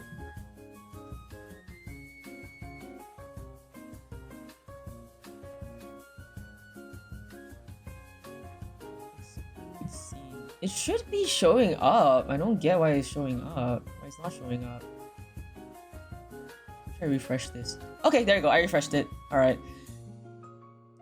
Also short sessions, which is both blessing and a curse. Every time it's a short session, it's like, okay, nice, you get a break. But also me like, I am not done playing. I can't wait another week for this. I'm sorry, but that's just me. I'm a fucking... Again, I'm a DnD junkie. And what I was gonna say earlier is that still take my opinions with a grain of salt. I'm a player who highly values immersiveness, and I'm a player who highly values time at the table.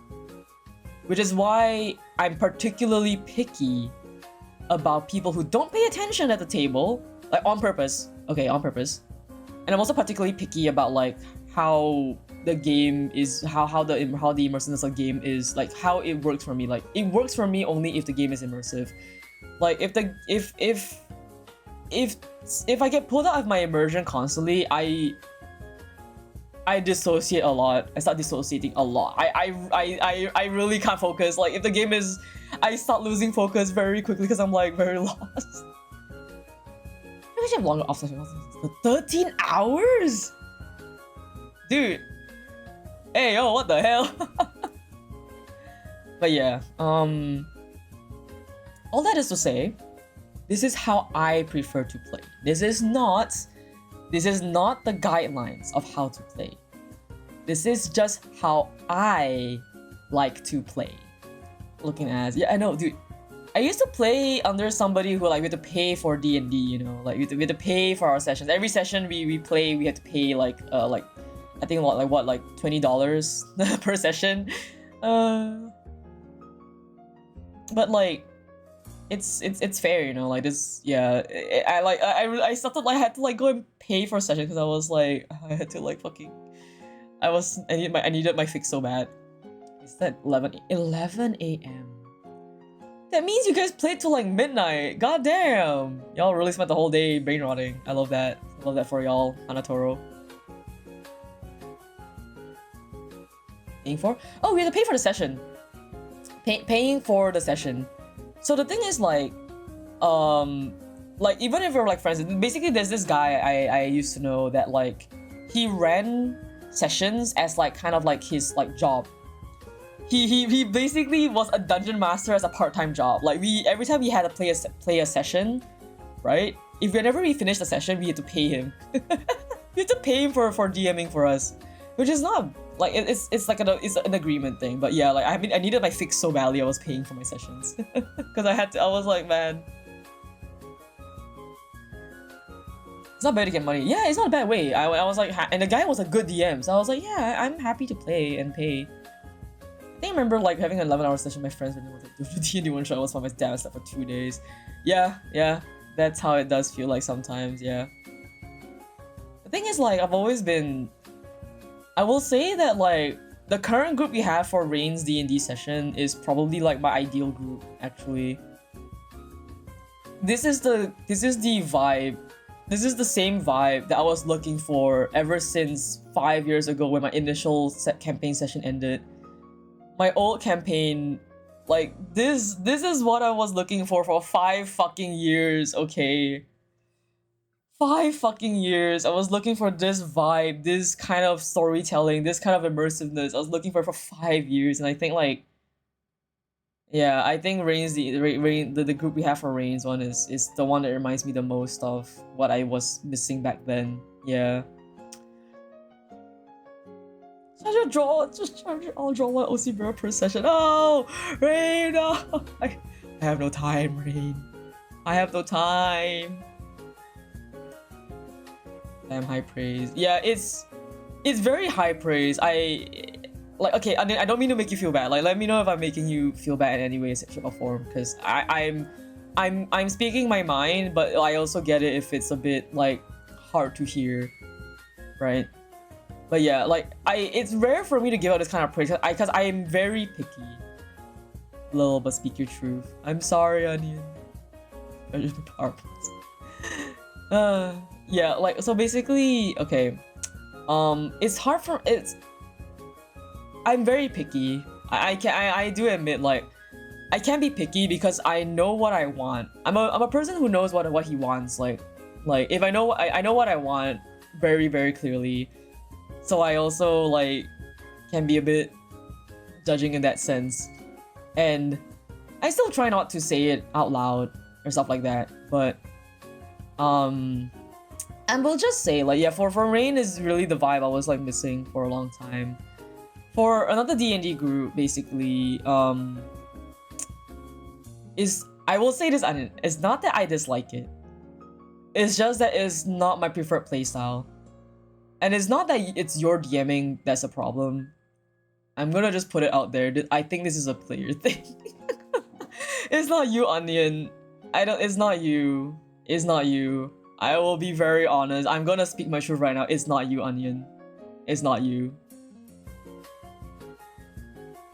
Tags made for you. I know, Onion, but again, that's why I'm saying it's not you. Yeah. I get it. But yeah, again, it's like it's not necessarily anyone's fault. Again, like, you're new to DMing. I'm still very grateful that you want to DM. You specifically started DMing for my sake, right? And I'm honored, you know. But again, that's why I'm saying, like, it's not you, Onion. It's not you. I'm saying this is not you. This is not on you. I'm just not saying it. I can't say it on stream, but it's not you. I will just tell you, Onion, it's not you. It's not you. It's really not you. Yeah. It's fine. Yeah.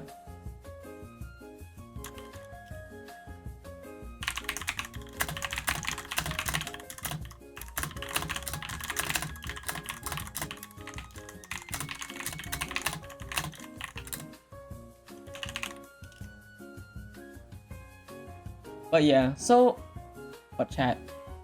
What are you saying, Rain? Ow.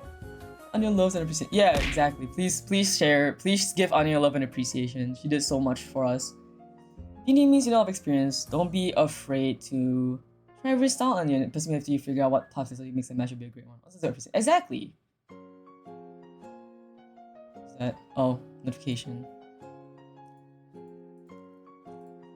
But yeah, let's do Onion. Yeah, again, like this is not a criticism of anyone's playstyle. This is just my preference. Again, like, this is what I prefer to play. And yeah. I mean, I did get notebooks for my other character. It's just that I haven't gotten around to it yet. I bought notebooks.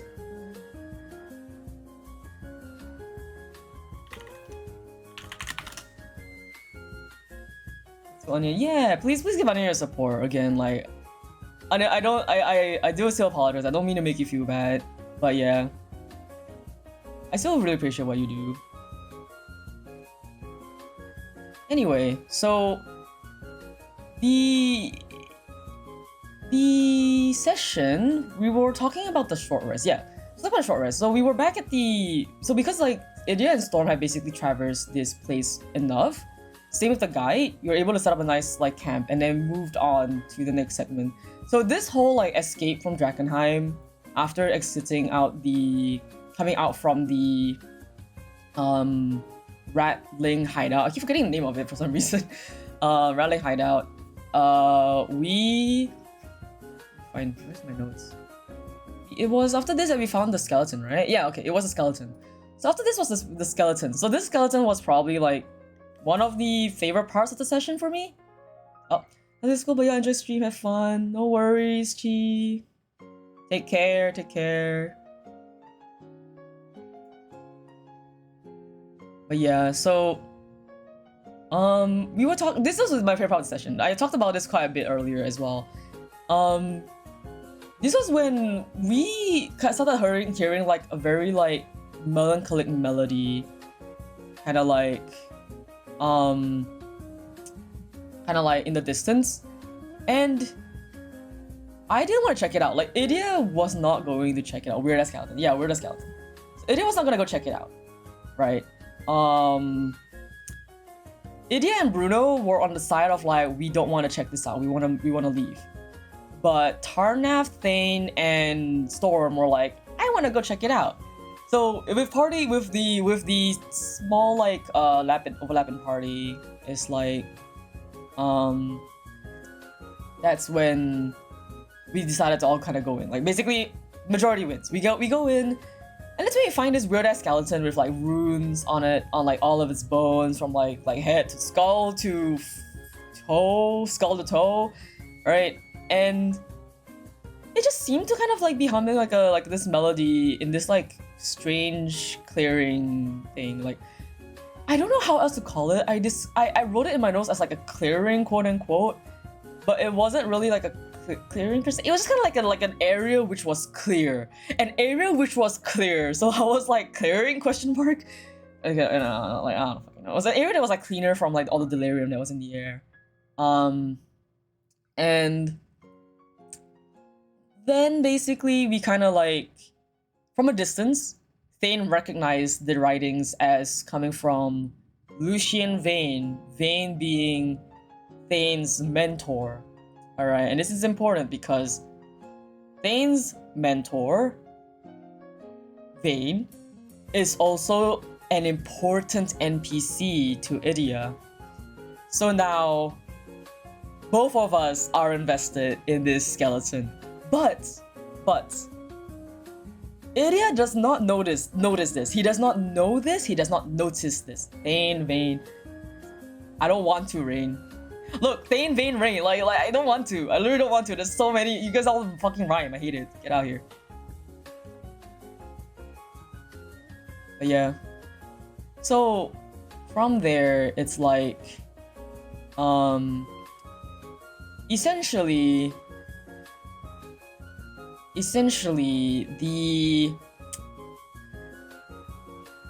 I wanted to play in a way where I was invested out of character to know more about this, but because Idia did not know more about this, right? I had to play off in a way where Idia was still like questioning this, but ended up going. So, but after Thane gets this information from Rain, right, about Vane,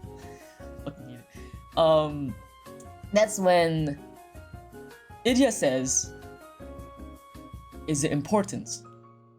So basically, I start poking questions at Thane to get Thane to answer and like see, like basically I'm like trying to get Thane to convince Idia to go check it out as well. So I was like, "Is this important?" And I tried to roleplay in a way where it comes off as very it comes off as a bit like dismissive / like threatening in a way, but also still kind of like show the original intention, that which is just like Idia just cares. Like the original intention is just that Idia just cares. He's just a bit worried that like, is this gonna be dangerous or not? Like, we're not in a position to get like sidetracked right now. So then Thane is like, yeah, it's kind of important. And then Idia immediately cuts him off and says, important enough for you to risk your life? Yeah, so again, it's like, I wanted Idia to come off as like imposing and a bit dismissive, but at the same time, it's like really asking Thane like, is this really that important? Because if it is, I'm gonna follow you, basically. It's basically like, if it's really important to you, I will help you check it out. Like, Idia does not necessarily have bad intentions, it's just that he wants to make sure that they're not just running into anything that is not needed, right? Again, another part of his character is like funny that we realized last session is that he's both reckless and cautious at the same time. It's really like, Idia, come on. He's both reckless and cautious at the same time. It's really contradictory and funny. So anyway, Thane then says, he kind of like stutters, he doesn't know what to say, and it's like, and then to help him, I was like, Idia says, is it safe? Do you think it's safe? And then Thane's like, I don't know, it's a bit hard to tell, but I think it is. And then Idia replies by saying, if you're confident that it's safe enough, then, and it's that important to you, then you should go for it. And I'm gonna follow you to make sure, just to make sure that nothing goes wrong. And then Thane was like, okay, that's appreciated, thank you. And I'm like, internally, I'm just like, yes, that was fun. I really liked that interaction between the two of them. That was very fun. Because again, I think it showcases well enough that like Idia feels this tension between himself and Thane. But at the same time, Idia is not actively acting on this tension. And he's just like, I just want, my mission is to bring everyone home. My mission now is to bring all of us home safe. And at the same time, it's like, I don't want you to regret not checking this out, but also I don't want you to get in danger. Hey, welcome back, Miyota. Welcome back for employment. But yeah, so it's like, I really wanted to play it up, right? Of like, Idia does not hate Thane, but he's just doing his job and really making sure that Thane does not make the wrong decision. Basically, like Idia wanted Thane to make the decision that follows his heart, and that I really like what he wanted to do. Sometimes I'm here for it. Well, I guess. But yeah, anyway, so we were talking about the skeleton, and then as we checked it more intently, right? That's when Idia finds out about like, oh, this is actually related to the Abyssal Hunters. Now he's invested, now he's invested. And Thane was right. So like he's not like, the thing is, I specifically said this in character. I was like, I had Idia say, well, Thane, you're right. I will write this on my map. Like he kind of just like, oh, actually you're right, Thane. I'll put this on my map now. Like I even had Idia say that he was wrong. Like, I was like, oh, actually you were right to be curious about this. So links everywhere, get pranked. Backstory. Yeah. So it's like, that's basically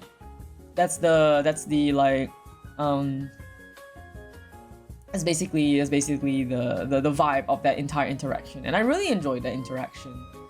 It showcased a lot, I think, about like Idia's point of view, but also and like Idia's general like quote-unquote seriousness and focus, but it's not to the point of being domineering or just being like oppressive and mean. He's just trying to do his mission to the best of his ability, while also making sure that like, hey Thane, is this really what you want? Is this really like, are you 100% sure that this is what you want, right? So I kind of like that. I really do enjoy that. For Thane and Idia. So that was very fun. That was fun interaction. And the thing is, whatever Idia did find out, he did not fucking share with the party. He didn't share with the party, actually. And actually, I forgot to write this on my notes as well, actually. I think I forgot to write down that Thane left behind a note in my session notes. Let me check. Did I write it down? I did not write it down. I don't think Idia would write this down in his report. But I need to write down my OOC notes. Give me a sec. I'm gonna put down my OOC notes.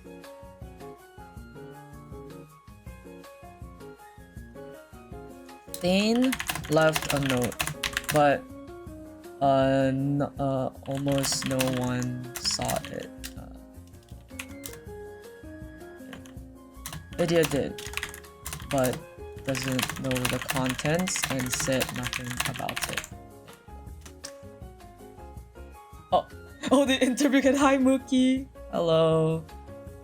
Sorry, I was just like writing down like I need to update the notes again. I keep like, okay. There were so many things that happened yesterday that I'm like I remember it, but I just didn't write it down, Lamau. So let me go fix that actually real quick.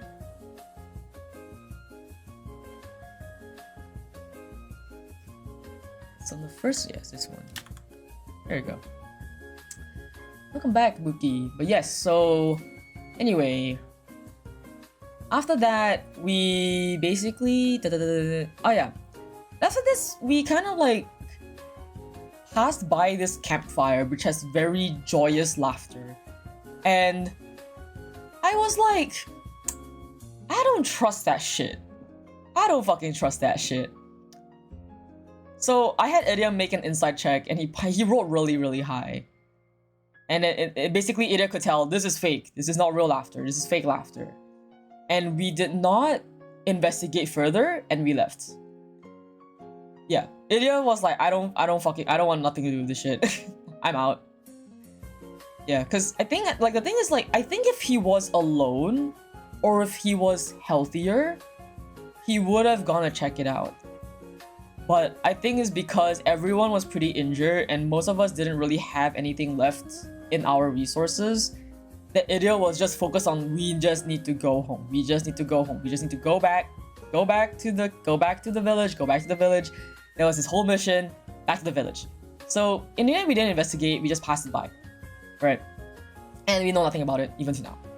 And then finally, at 1 AM, we make it back to the village. So we spent like a whole like 2 days, like 1 day in the hideout and another day like traveling back.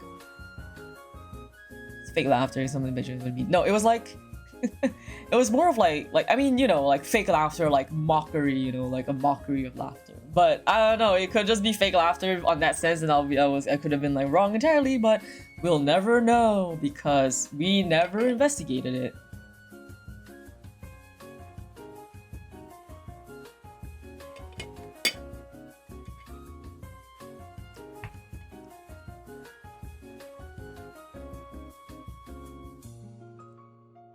So yeah, then once we're back in the village is when things like kind of kick up a little bit again.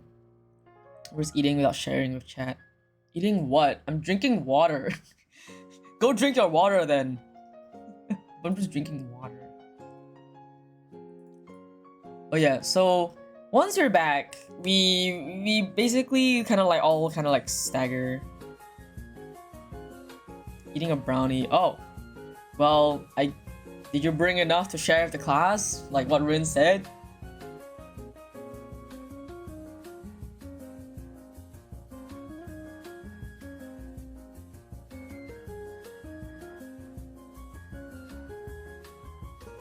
Anyway, so once you're back at the village, we kind of like split off.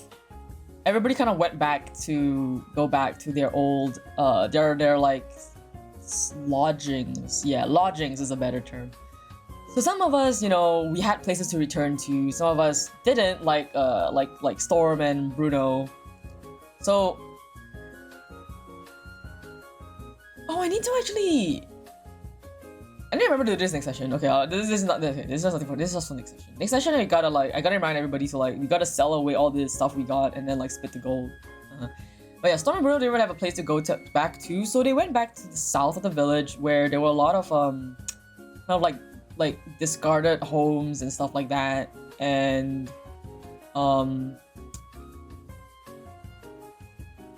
yeah, basically like a lot of discarded homes and stuff like that, and so like a lot of refugees kind of like just choose a random abandoned home and just stay there. That hotel entire. It's like no, you just even Storm just kind of like went back to stay. Yeah, it's not it's just whatever ends meet. They do at least have a shelter over their heads kind of thing, and they could just go live there. And make it their own home. Like Storm has a fucking garden. There's a garden there. Storm has been living there for a while. Storm has a garden, you know, like homey, lots of hay. Bruno goes in, locks the door, barricades everything, checks the locks, hides all his monetary value stuff, and then goes to sleep. Like very paranoid-esque area.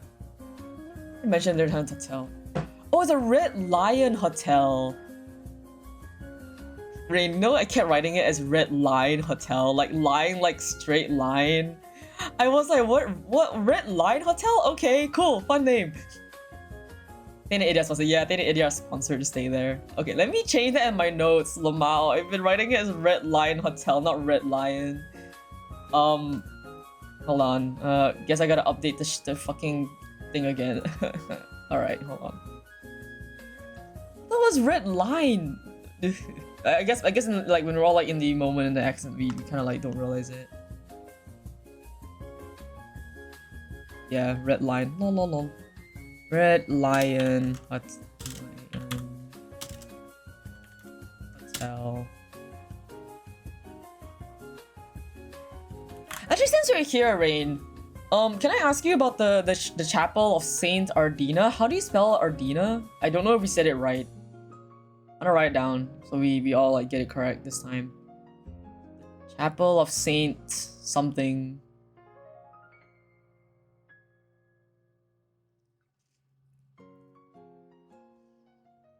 Nah, I don't think he will make that mistake. Idia wouldn't make that kind of mistake.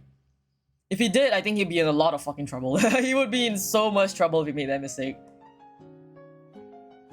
Oh, I gotta go into my notebook and erase something as well. That is fine. I don't have a lot of space for my notebook because my notebook's a bit fat. And so because like it's my stream setup doesn't really have a lot of space for notebook stuff, so Ardena, okay. Ardena. They said Roma. Oh no, that's fine. That's why I'm here to check right now. Okay, let me.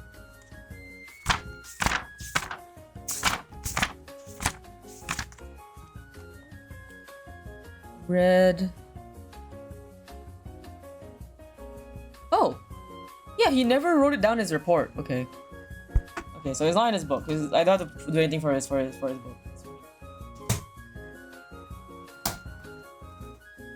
Okay, it's just that in here.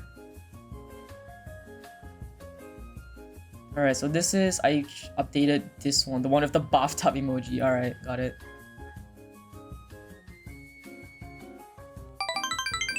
Oh. Hi Aaron, have a good lurk.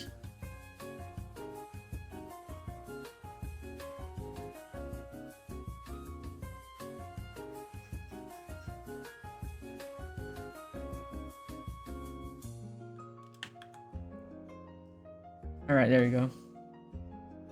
Nice. Updated and done.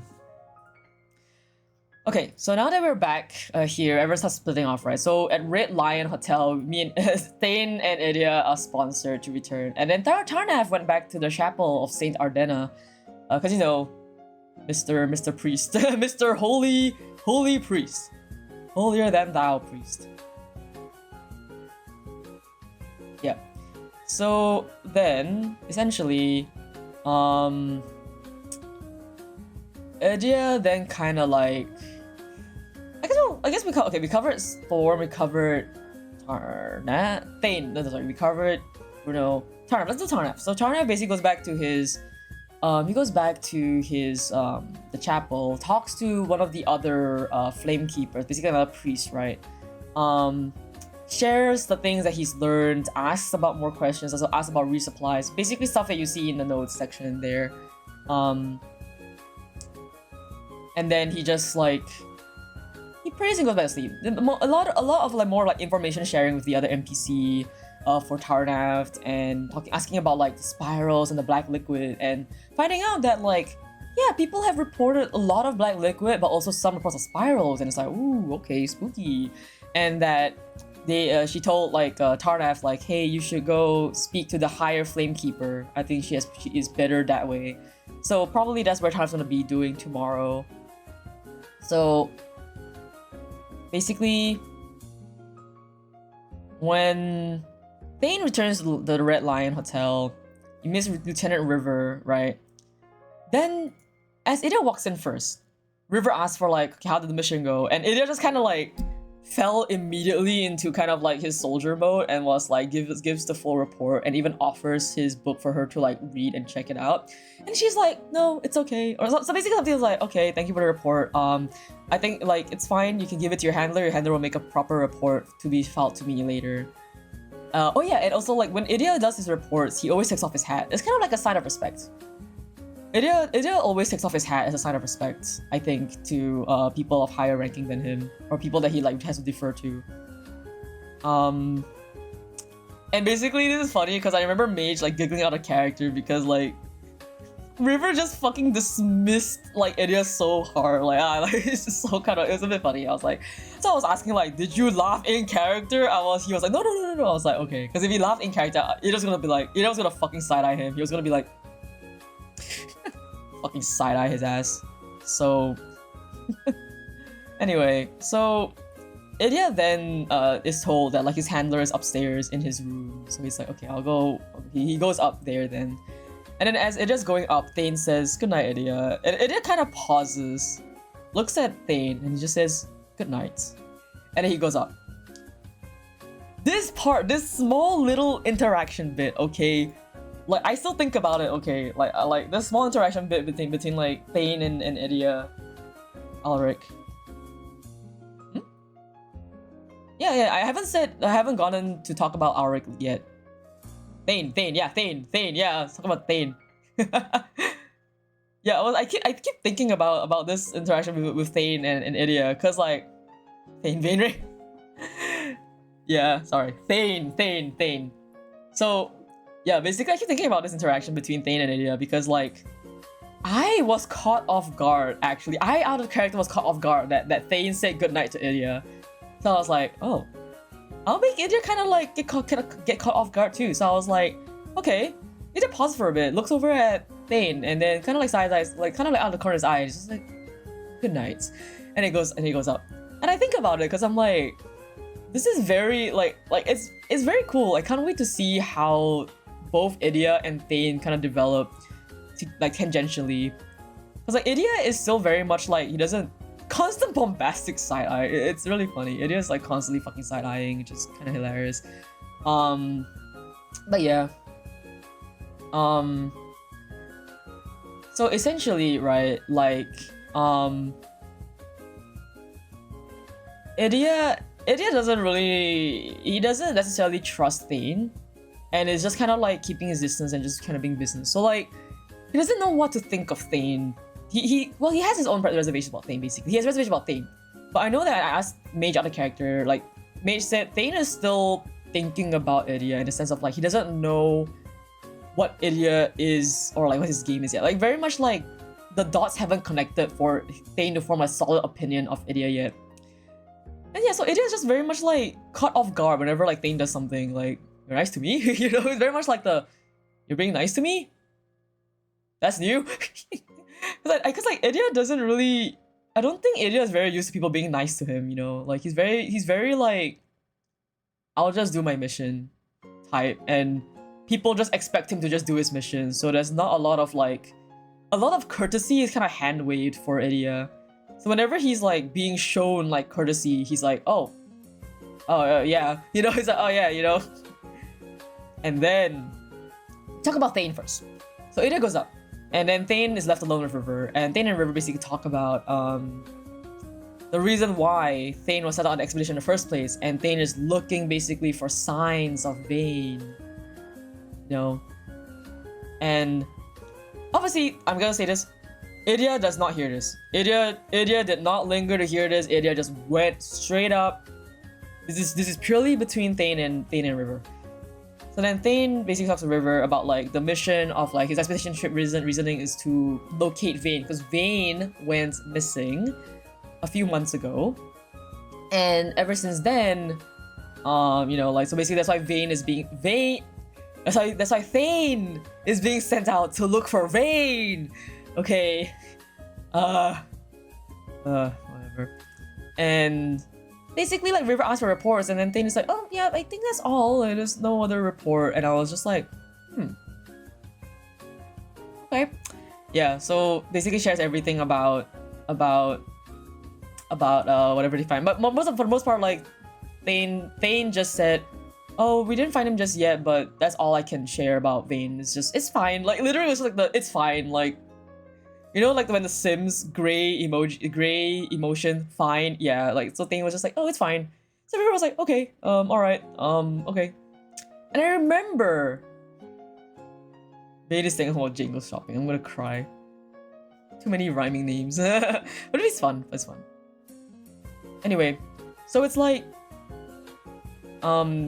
we don't exactly know for certain that what Thane is looking for is Vane, but it's very heavily implied that it is Vane, okay? So, yeah. But in character, we don't fucking know. Okay, in character, we don't know. I'm blind. Okay, I'm blind. Otherwise, the mission went well, and then, like, I remember, like, River was talking about the report or something, and then she glances at the stairs where Idia went up. And then, anyway, Thane then goes back to his nice hotel room and gets a nice, fancy bath. Fancy shower. Wash away all the dirt and the grime of the work. And I remember Thane also complained about, like, man, it's so disgusting and dirty. And then River was like, well, if you wanna like climb the ranks, you gotta do field work, so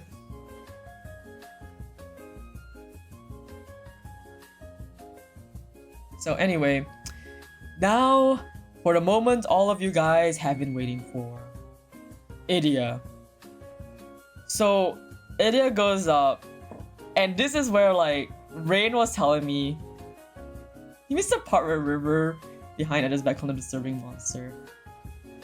Oh, that was the one, right? Yeah, sorry, I was like, I couldn't remember. I remember there was a fucking, like, comment about like Idia. Was it actually, wait, Rain, was it actually canon? Can I actually hold it against River? Can I? Is it canon?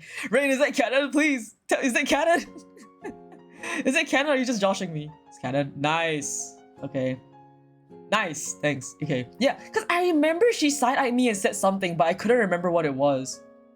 Okay. Thank you. I'm writing this down in my notes. Okay, updating the session notes again.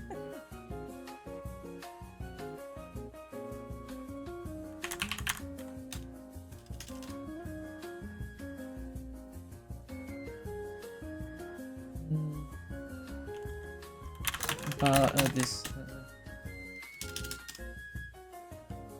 Also, she basically called. I leave it. Are they bothering you, kitten? Damn. All right.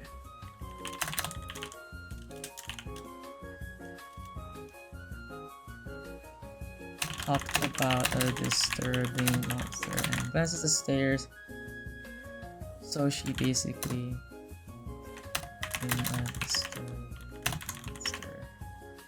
Alright. Updating the document again. Yep, sir. Yes, sir.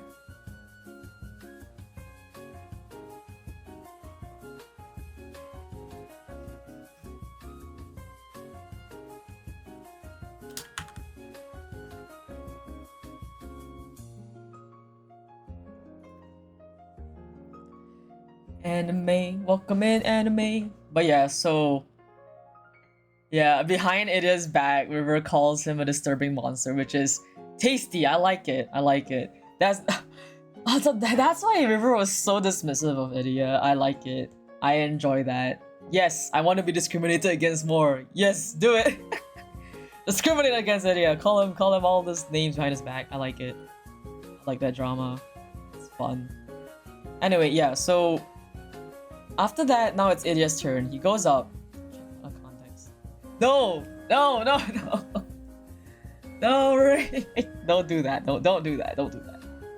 Anyway, so basically, Idia goes up, and this is where I'm caught off guard because I had not once thought about how the handler meeting would go at all. And then Rain was like, this is up to you to decide. And I was like, on the spot, like, okay,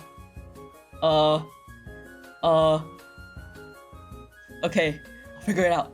So I came up with some stuff. I actually threw a lot of my headcanons for how, like, the handler meetings kind of go in the channel for Rain to read later. So I won't mention all of...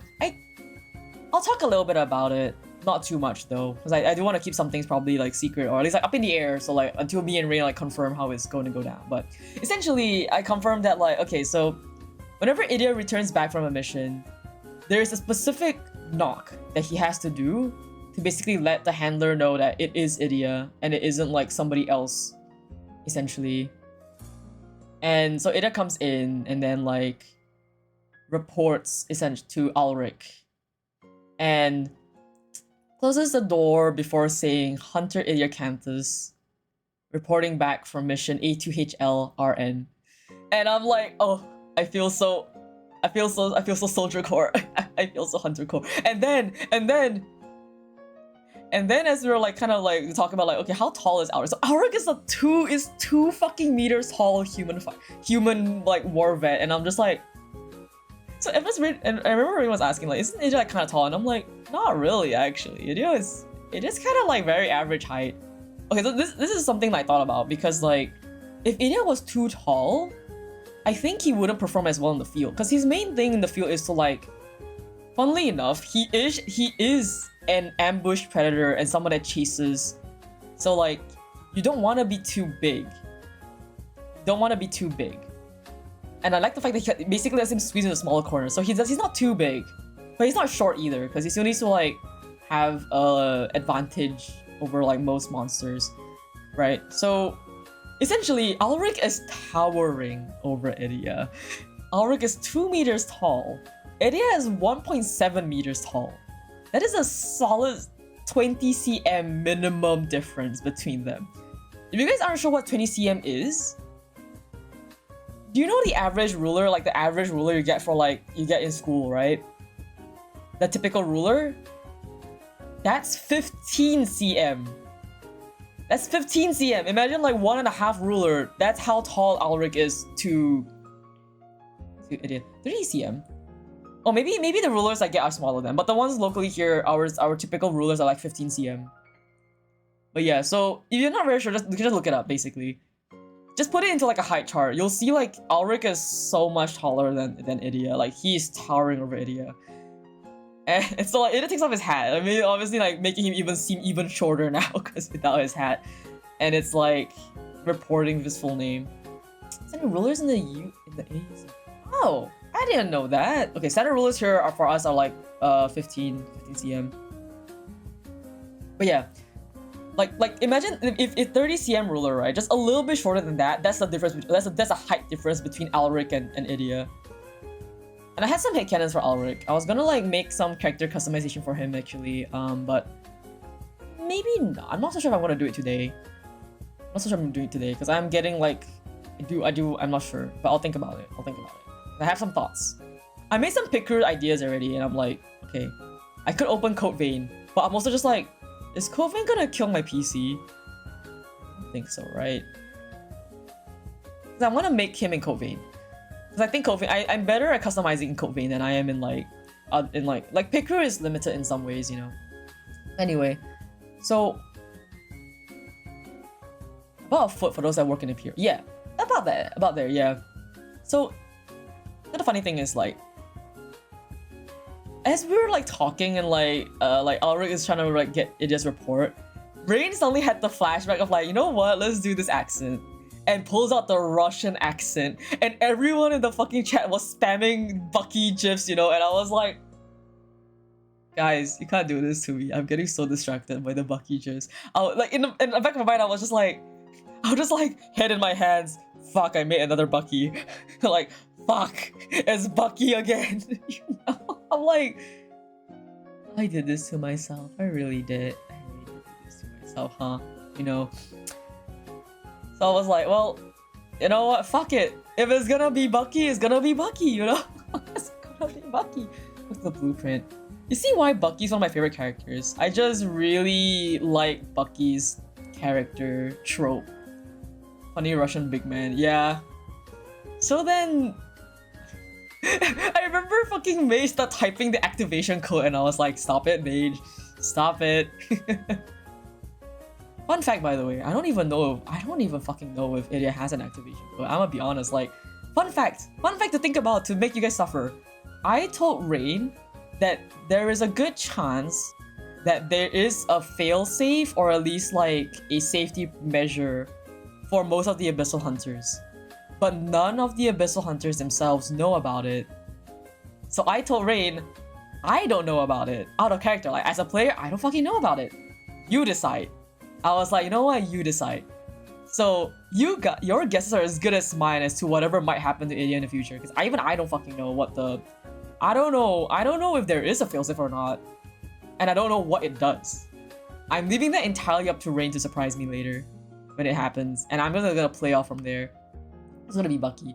I like Bucky. Bucky's one of my favorite characters in Marvel. Next to Loki. I like Loki a lot. But Bucky's like character trope is, I really like that character trope. I have a lot of characters that, like, when I was younger, right, I had a lot of characters who were like experiments essentially. I don't know why. I just vibe a lot with the experiment trope. But Bucky was what really cemented it for me, being like, okay, I like this kind of experiment trope. Yes. So I made a lot of it. So like, it's kind of funny that like Idia ends up mirroring Bucky in this sense. But yeah, so then Idia has to reports like, he first report mission status complete, clear, and then hands over all his materials over to Ulrich. The only thing he did not hand over was the charred book of Abyssal Hunter 8, documenting the procedures that was carried out on a mutated ratling to try and save it. I got this book last session when we went through like Abyssal Hunter 8's like area, and Idia wanted to keep the original. Yeah, Bucky has to choose such a big Bucky comics. Little old me being the reason why. Oh, that's funny. But yeah, so then like, essentially, so I gave everything but the book, because Idia wanted to keep the original book, and it's because he wanted to keep it as a memento. I'll go into this later, but it doesn't have an override code until the most inopportune time, which it releases operating application. Exactly. That's my thought process. I'm like, you know what? Idia wouldn't know.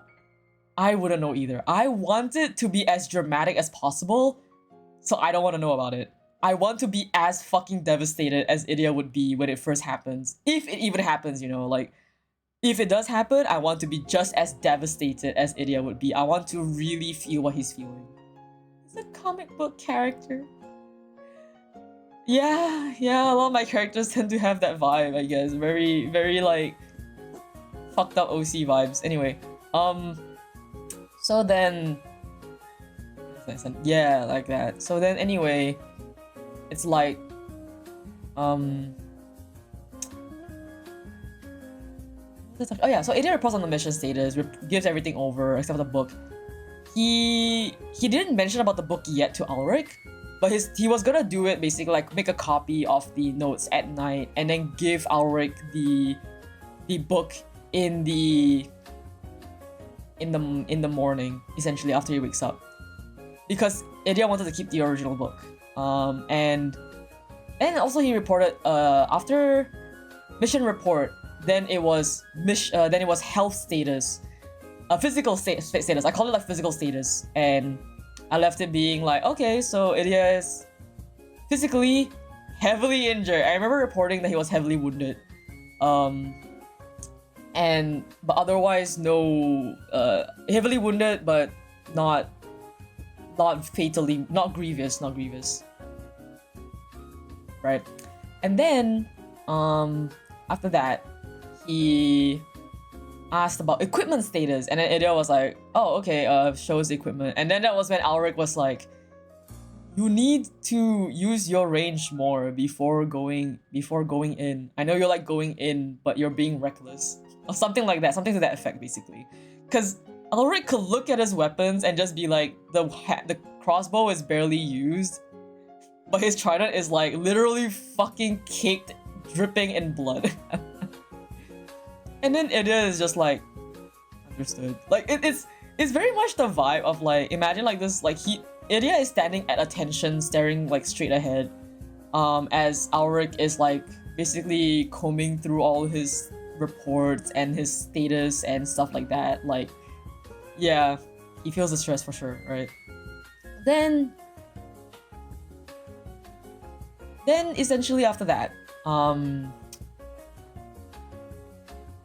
Ulrich then asks corruption status, and and Idia said it is currently under control.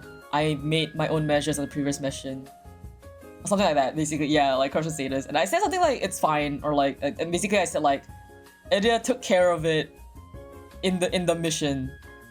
And I left it as vague as that. And then I remember Ulrich was like nodding, like slight smile, and I was like, yes. Because Idia, I think Idia at the end of the day, like he is looking for validation. He's very much looking to like, he doesn't want to disappoint basically. So any kind of like validation he can get for a good job, he fucking takes it. Yeah, the smile, and I'm like, ha ha ha ha ha. Crush the status nominal. Yeah, fine. I wrote it in the actual my actual notes, right? In the public notes, you'll see that it's redacted, but in my actual notes, it's something to that effect, essentially. Yeah, Idia does not feel anything as of right now. Yeah, and then basically Ulrich leaves, and then Idia, I described Idia's room and how he has like weapons. Most of his stuff is like ready for hunt at any given point in time, except for one bag. And this bag is oddly shaped, really bulky, different from most of his other bags.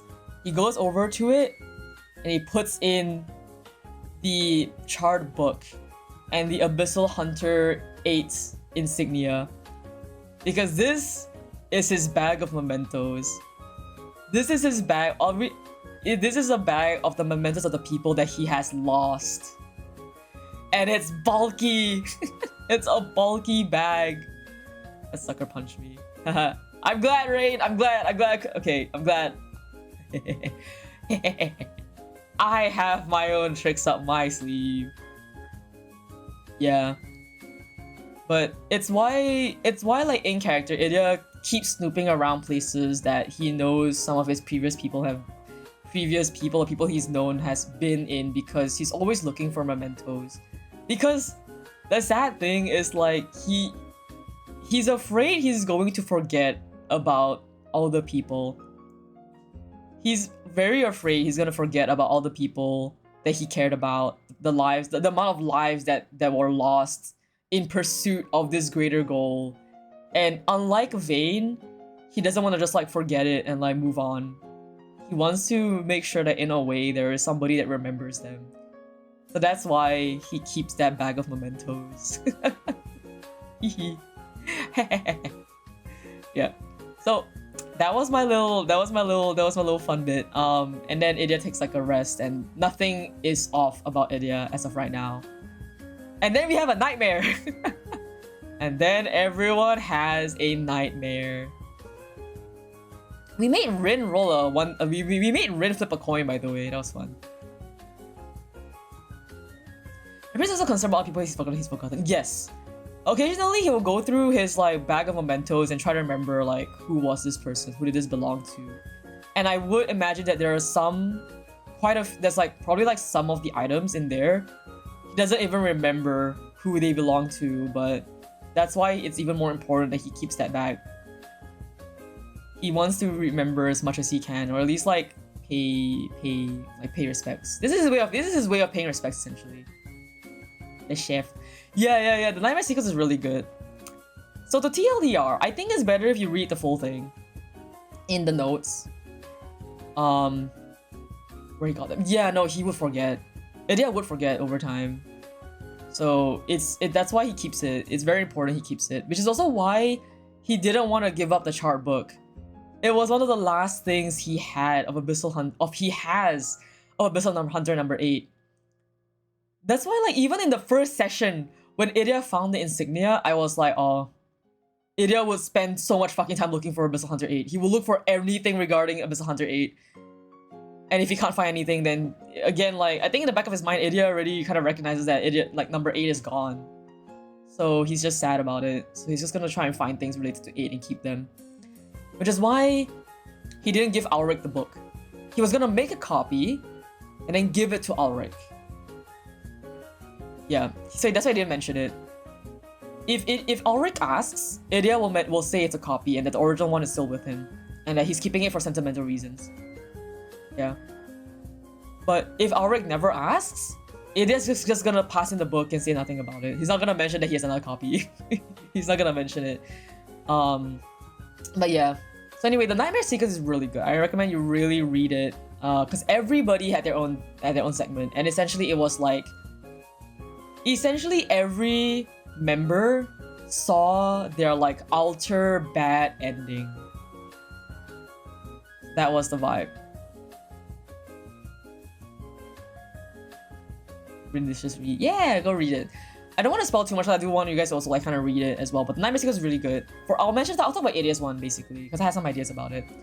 Idia's one is basically he turns into a delirium monster, like a full-blown delirium monster. And the quote that Rain attached to him, like basically what Idia said, like the mirror Idia said, was like, he said, "They will call it corruption, but you know, this is evolution." And I'm like, this is good. Yeah, that's good. Everybody has a very, very good one-liner. You have to read it. You have to read it in its full entirety. Like me reading it out right now, I don't think it's gonna do it justice because Rain read it in a way where I don't think I can replicate it in the vibe. Like reading it to lo-fi music is not gonna fucking cut it. You guys need to go and listen to it yourself. But yeah, Rain cooked, which is why like, I want y'all to read it. You guys need to read what Rain cooked. This is like I can only be proxy for so much. I want you guys to actually read Rain's writing. No, Rain, I don't wanna. I want people to read it. Okay, there's incentives to read the notes. I don't want to recut everything. But yeah, it's very like Storm's one was the saddest. I think Storm's one was the saddest. But yeah, like I like the idea, like Idia's one being evolution is so like fitting because I mentioned it a little bit when I was like texting, like thinking about like texting like Rin and Rain about like what I had thoughts about it, and it was like it makes a lot of sense because the whole thing about Idia is that his main one word that could like kind of like describe his entire ideology is literally just survival. Everything about Idia has been about more or less about like the idea of survival. His instincts, his like focus, his hunting, it's all for survival. It's like predator and prey. He's very much like survive, and you know like what else comes after survival? Evolution. So you know it lines up very well that like if in the alter bad ending Idia evolves essentially, right? Even in the Arknights AU, the bad ending for Arknights AU, he literally becomes the fucking avatar of survival. He becomes the avatar of survival in the Arknights AU in his bad ending. He merges with the god of survival essentially and becomes that in his bad end. So I thought it was very fitting that he becomes just a full-blown monster because he does. He would become a full-blown monster. And again, themes of hunger, survival, evolve. Yeah, hunger to survive, to evolve. And I'm like, oh yeah, this is cooking. This is very Idia. And then we level up to level 4 after the nightmare, and we wake up. And this is something that's fun. In the notes for Idia, I kind of listed down something brief was written here before it was scrawled out, right? And I just want y'all to see this image I sent to Rin last night. I gotta find it.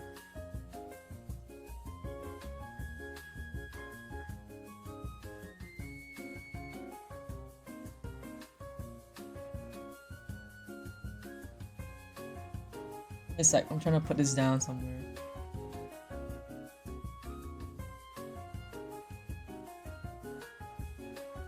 I cried about this yesterday.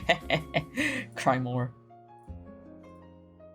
Okay, so if you look at this, it's a huge image. I'm gonna put this here. If you guys don't know, I actively actually write down every single one of Idia's reports in an actual notebook after writing it out digitally as well. Look at the very bottom.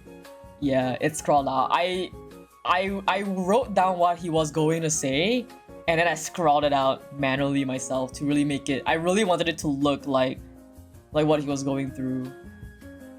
So, yeah, this is basically kind of like what he.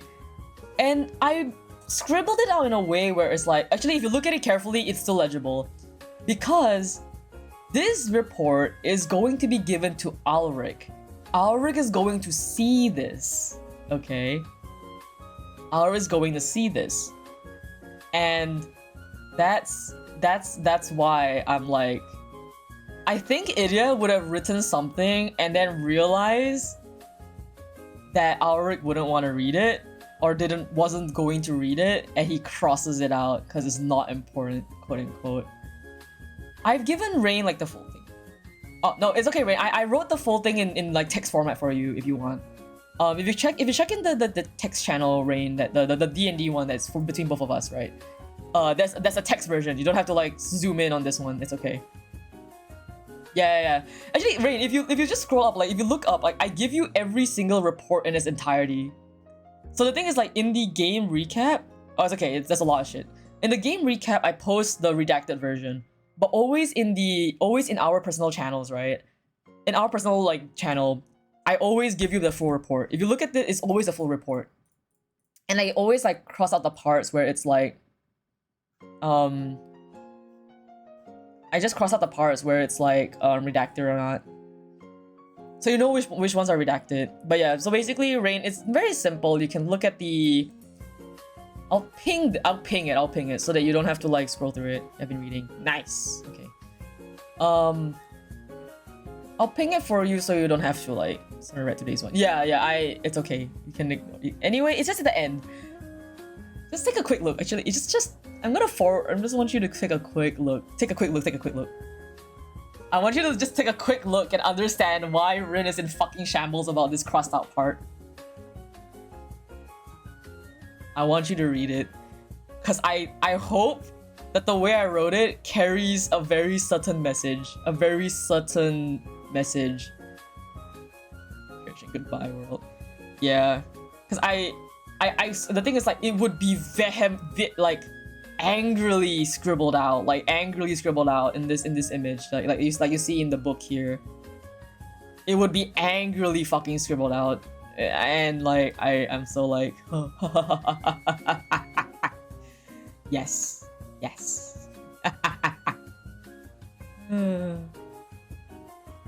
evil.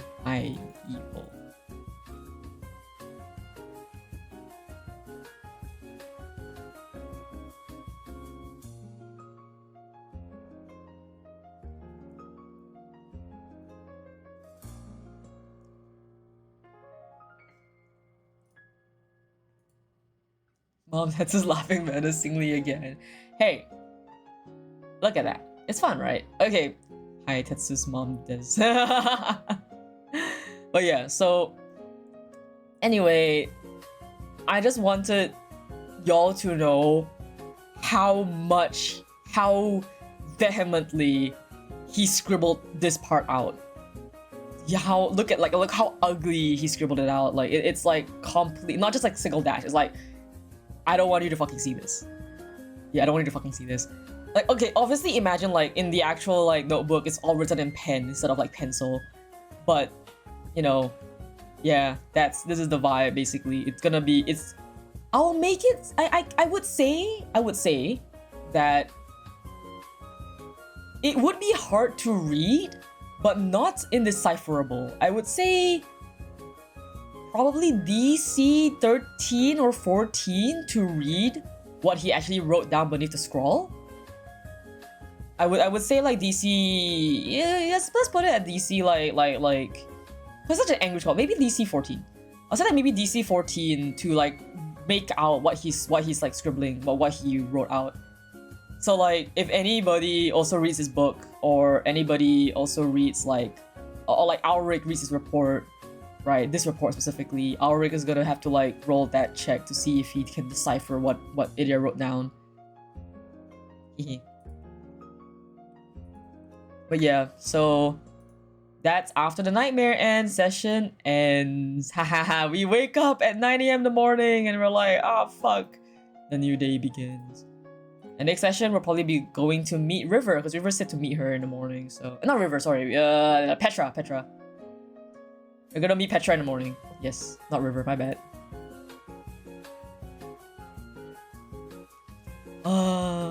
River calling Idia disgusting monster. I like that.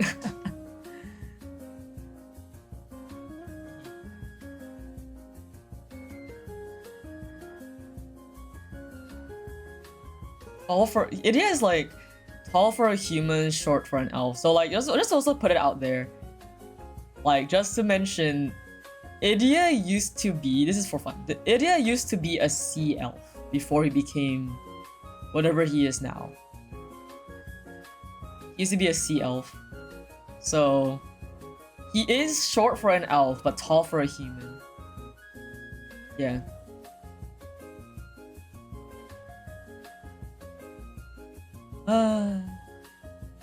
Alright. With that said, it is afternoon. Okay, I had an idea for Ulrich actually before I go. Did you guys wanna... Okay, let me show you guys the idea I have for Ulrich.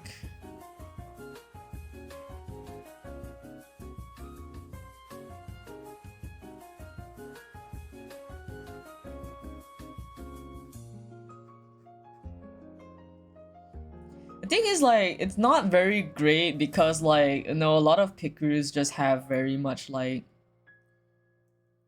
very, you know, very specific type of, like, vibe to the style, and it's, like, it's not fitting. So I made 2 pickers for Ulrich so that we can kind of, like, so that I'll, like, probably, like, think about it in the, I'll, like, work on it, in code vein and really do it. But anyway... So for Ulrich, this was my kind of like initial vibes for him. I imagine he would be kind of kind of tanned. Not this Twinkie, by the way. Just mind you, not this Twinkie. He would not be this Twinkie. This is just a Picru being Picru, right? But I like the vibe that he has very short hair, clean short hair, dirty blonde. The eyes, I'm still not sure. The eyes, I'm like thinking like dark brown is nice, but also like, you know, Russian usually have like brighter looking eyes, but I don't know which one would be better. I like the severity of the dark eyes, but yeah, Ulrich is also described to have a scar on the left side of his face. I don't know what kind of scar it is, but I imagine it's gonna be like pretty big, like cheek one perhaps. I don't know what the fuck kind of shirt he's wearing, but it's fine. But at the very least, like I want to give him like a purple coat, the purple cloak thing that is like signifying the Amethyst Academy thing. But yeah, I imagine him like, he can either be this, and I made another Picru where it was like this. This one has a bit more of like the vibe, a bit of a crash of I see. But yeah, then this was the other like idea I had for him as well. This was a bit more like, okay, this is the more appropriate facial structure. Cause, okay, again, like, Ulrich is like, what, 40, 50? I think 40s, yeah, he's in his 40s. So he's supposed to look older and more like, you know, actually battle-hardened. So, the hair I'm not vibing with, but I like the coat for this one. Where's Rain?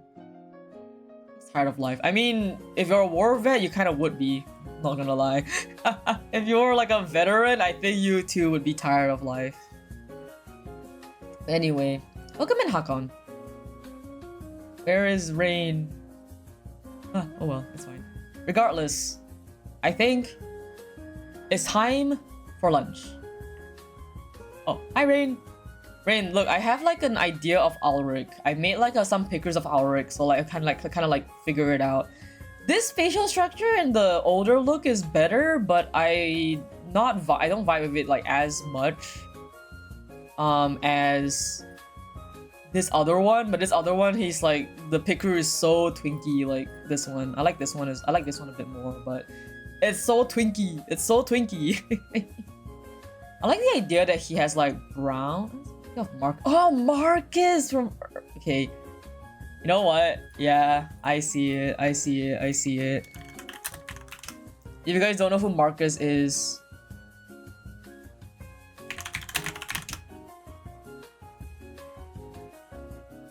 Okay, let me show you guys. Oh, wait. Do you want Marcus as like the Demon Hunter Marcus skin? Have you seen that one? That one's fucking cool. Okay, I'm gonna save the... I'm gonna show you guys what Marcus looks like, so you guys can like understand. Oh, the Demon Hunter one. Yes, I love Demon Hunter one so much. Let me see. Demon Hunter. That's usually they do post the the full spread of it, but I can't find it right now. Okay, I'll show like, I'll show the slash, the preview. It's badass. I know, it's so badass. Okay. This is Marcus. I'll make him a bit bigger for y'all now. A bit bigger.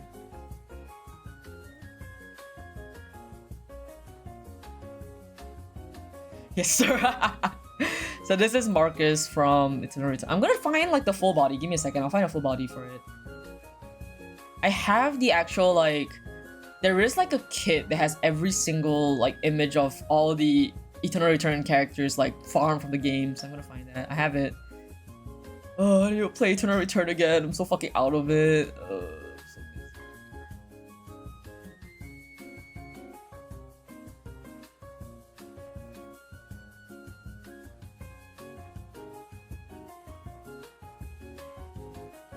Demon Hunter.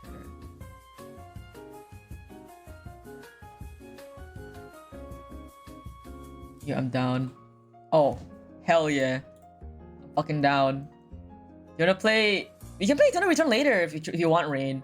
And then if you play, yeah, we can play Eternal Return later if you want.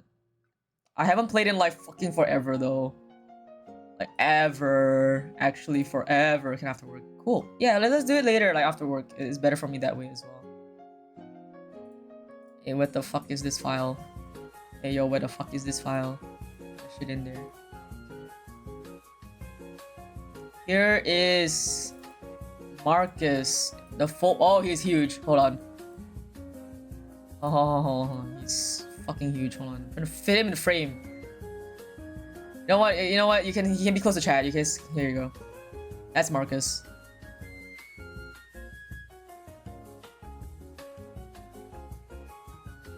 I like this. This is right behind me on setup. I know he's huge. You wanna see his face? You want me to zoom into his face or his like armor? You guys want? But yeah, so this is Marcus, and I like the vibe that it's like, yes, he's Idia's handler. So this, imagine this giant dude hovering over fucking Idia. C for B. Okay, I'll zoom in his face for you. Then in that case, Rain, did you have an idea for like? Do you have an idea for Vayne? Here you go. Here's his face. Thinking of that picture of Auric beating Idia up. Really, that's so out of context. You can't say that. It's just so out of context. Rain, I need. Okay, Rain, I have to explain now. I have to explain now. Okay. I have to explain. This because I didn't know it was. I see what. Okay, I briefly saw the pictures. Holy, yeah. That's like my thought of the. No, my fault. No, don't be upset, Ren. It's okay. No, don't worry. But yeah, I like the idea that. That's how Idia kind of grew up a bit. Yeah. I gave a bit more description about it, so it's a bit more like it can make sense. But I tried to like incorporate a lot of it to still match Idia in the present. But yeah, the images, and I'm like, hey. I was brain rotting at like midnight. I was like, my eyes are open.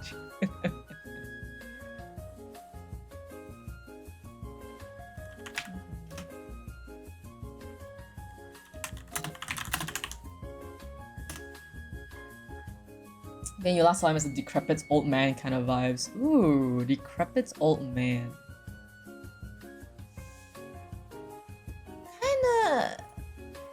Kinda bonking emoji. Angly kind of looker.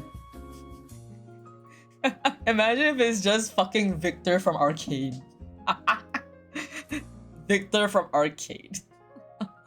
Okay, no, like I didn't imagine him as Victor, but I did have like a thought process in mind where he was very much like the imagine like the long beard, like the sunken eyes, the like very like discolored face, the type. I cannot remember what it's suddenly called. It's like when you're like you're in the sun too much and then like there's like patches of like more not freckles but like imagine like freckles but bigger, like sunspots on your face, like very discolored looking face, like the skin is very taut, very tight, gangly kind of look. Yeah, that's kind of like what I imagined for Vayne as well.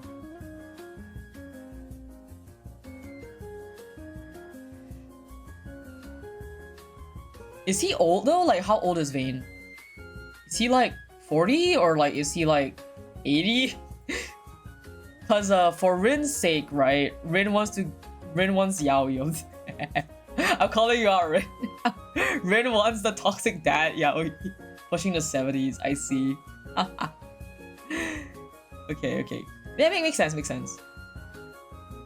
Because Rin was like rotating like the idea of like the both of Idia's dads. No way.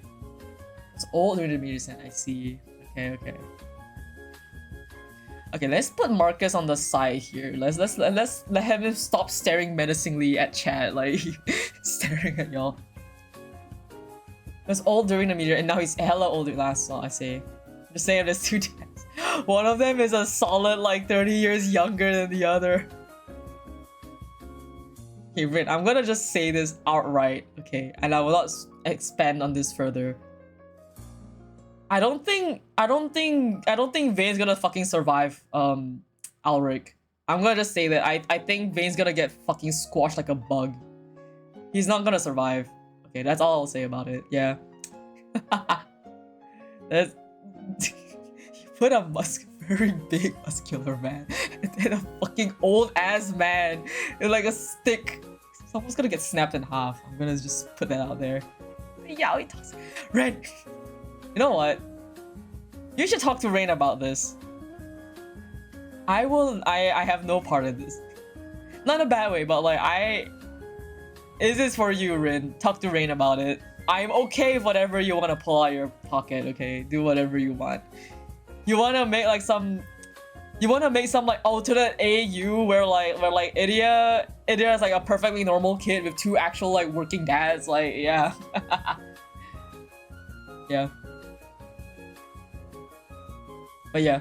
Anyway, Rain, anything I sent in the DMs yet, it's not fully confirmed, it's just like my ideas. We can discuss it whenever you're ready. Cause yeah, I'm not like 100% sure on everything, right? So like if you have any comments that you think could fit better or like what you had in mind for our rig originally, let me know and then we can always like rediscuss.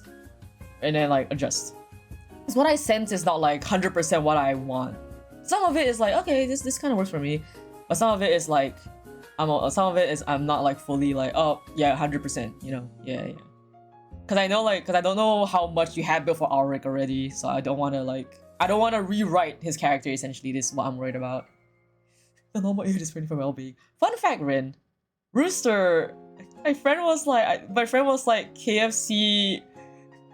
My friend was headcaning, oh, in a very normal AU, Rooster and Bucky are co-workers in the KFC. Co-workers in the KFC fast food joint. And I was like, okay, okay, sure. If that makes you happy. DMing. It's something. Alright, go right ahead. But yeah, we can, whenever you're ready, it's a monster of a text. So I'll let you figure it out.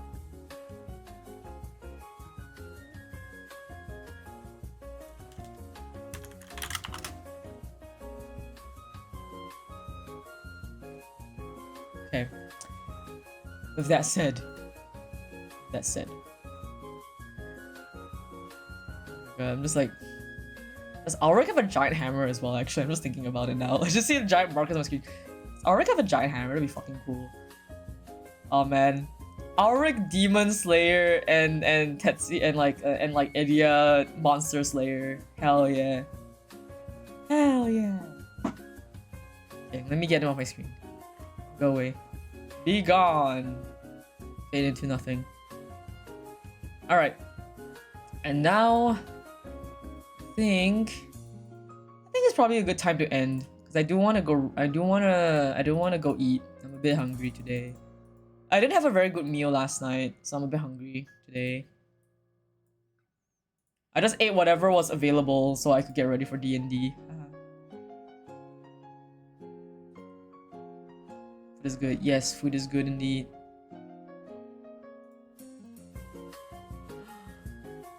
Oh my god, so many of my friends are streaming!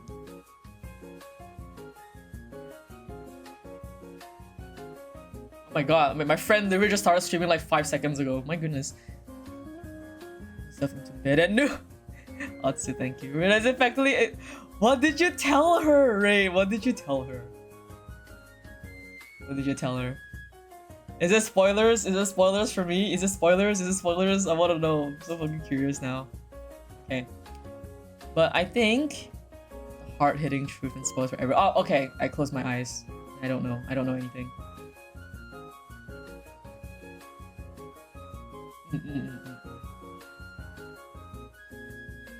But yeah, my friend, oh my god, my friend just started streaming. Okay, I'm gonna wait a little bit because they're starting soon screen, so we'll wait a little bit before we rate them. But the person I want to rate today, if you guys saw my new stickers and my new mouse pad, the sticker that says "I love my pewter," all my friends are in it. She's the artist. She's the artist. I want to rate her today. She's the artist of my new mouse pad, and it's so fucking cute. I want you guys to go check her out. Her art is adorable, like truly, okay? I'm gonna daily apple. I love my pewter. Yeah, it's very cute. So we'll wait a little bit until she actually goes live and we'll rate her. She's I opened my Twitch and I was like 10 seconds ago she went live. Okay. I love my pewter. But yeah. Regardless, I hope today's stream was fun. And if you guys like this, I'll keep this a weekly thing based on like our D&D schedule. Good recap. Oh, I'm glad. Can't wait for next Tuesday. I hope I have. Alright, I'll do my best. Of course I loved it. I'm glad. I will do my best. It's vibing. Alright. Okay, Vens is live. Alright. You guys need to check out Vens. She's amazing artist and just such a fun person. Okay. Your best by being you. Oh, thank you. Oh, Zale, no! We're about to end. Yeah, Zale, no! Zale, we just finished doing the recap. Wake up earlier. Yeah, wake up earlier, nerd. Wake up earlier. Atsu, thank you. You know what? Zale, you can watch the VOD. You can watch the VOD or check out the notes. It's fine. You guys have fun. Skill issued, Zale. Zale got skill issued. Haha. Session notes are over. Alright, let's go raid Vans. So, for those again who don't know, I remember when I was talking about my new mouse pad, the mouse pad I bought and the sticker, the little cat sticker I got, is drawn by Vans. Her art is very fucking cute. Please go check her out. Be nice to her. She's got a lovely community as well. There's a lot of like just cute stuff. Okay. All right. So raid message.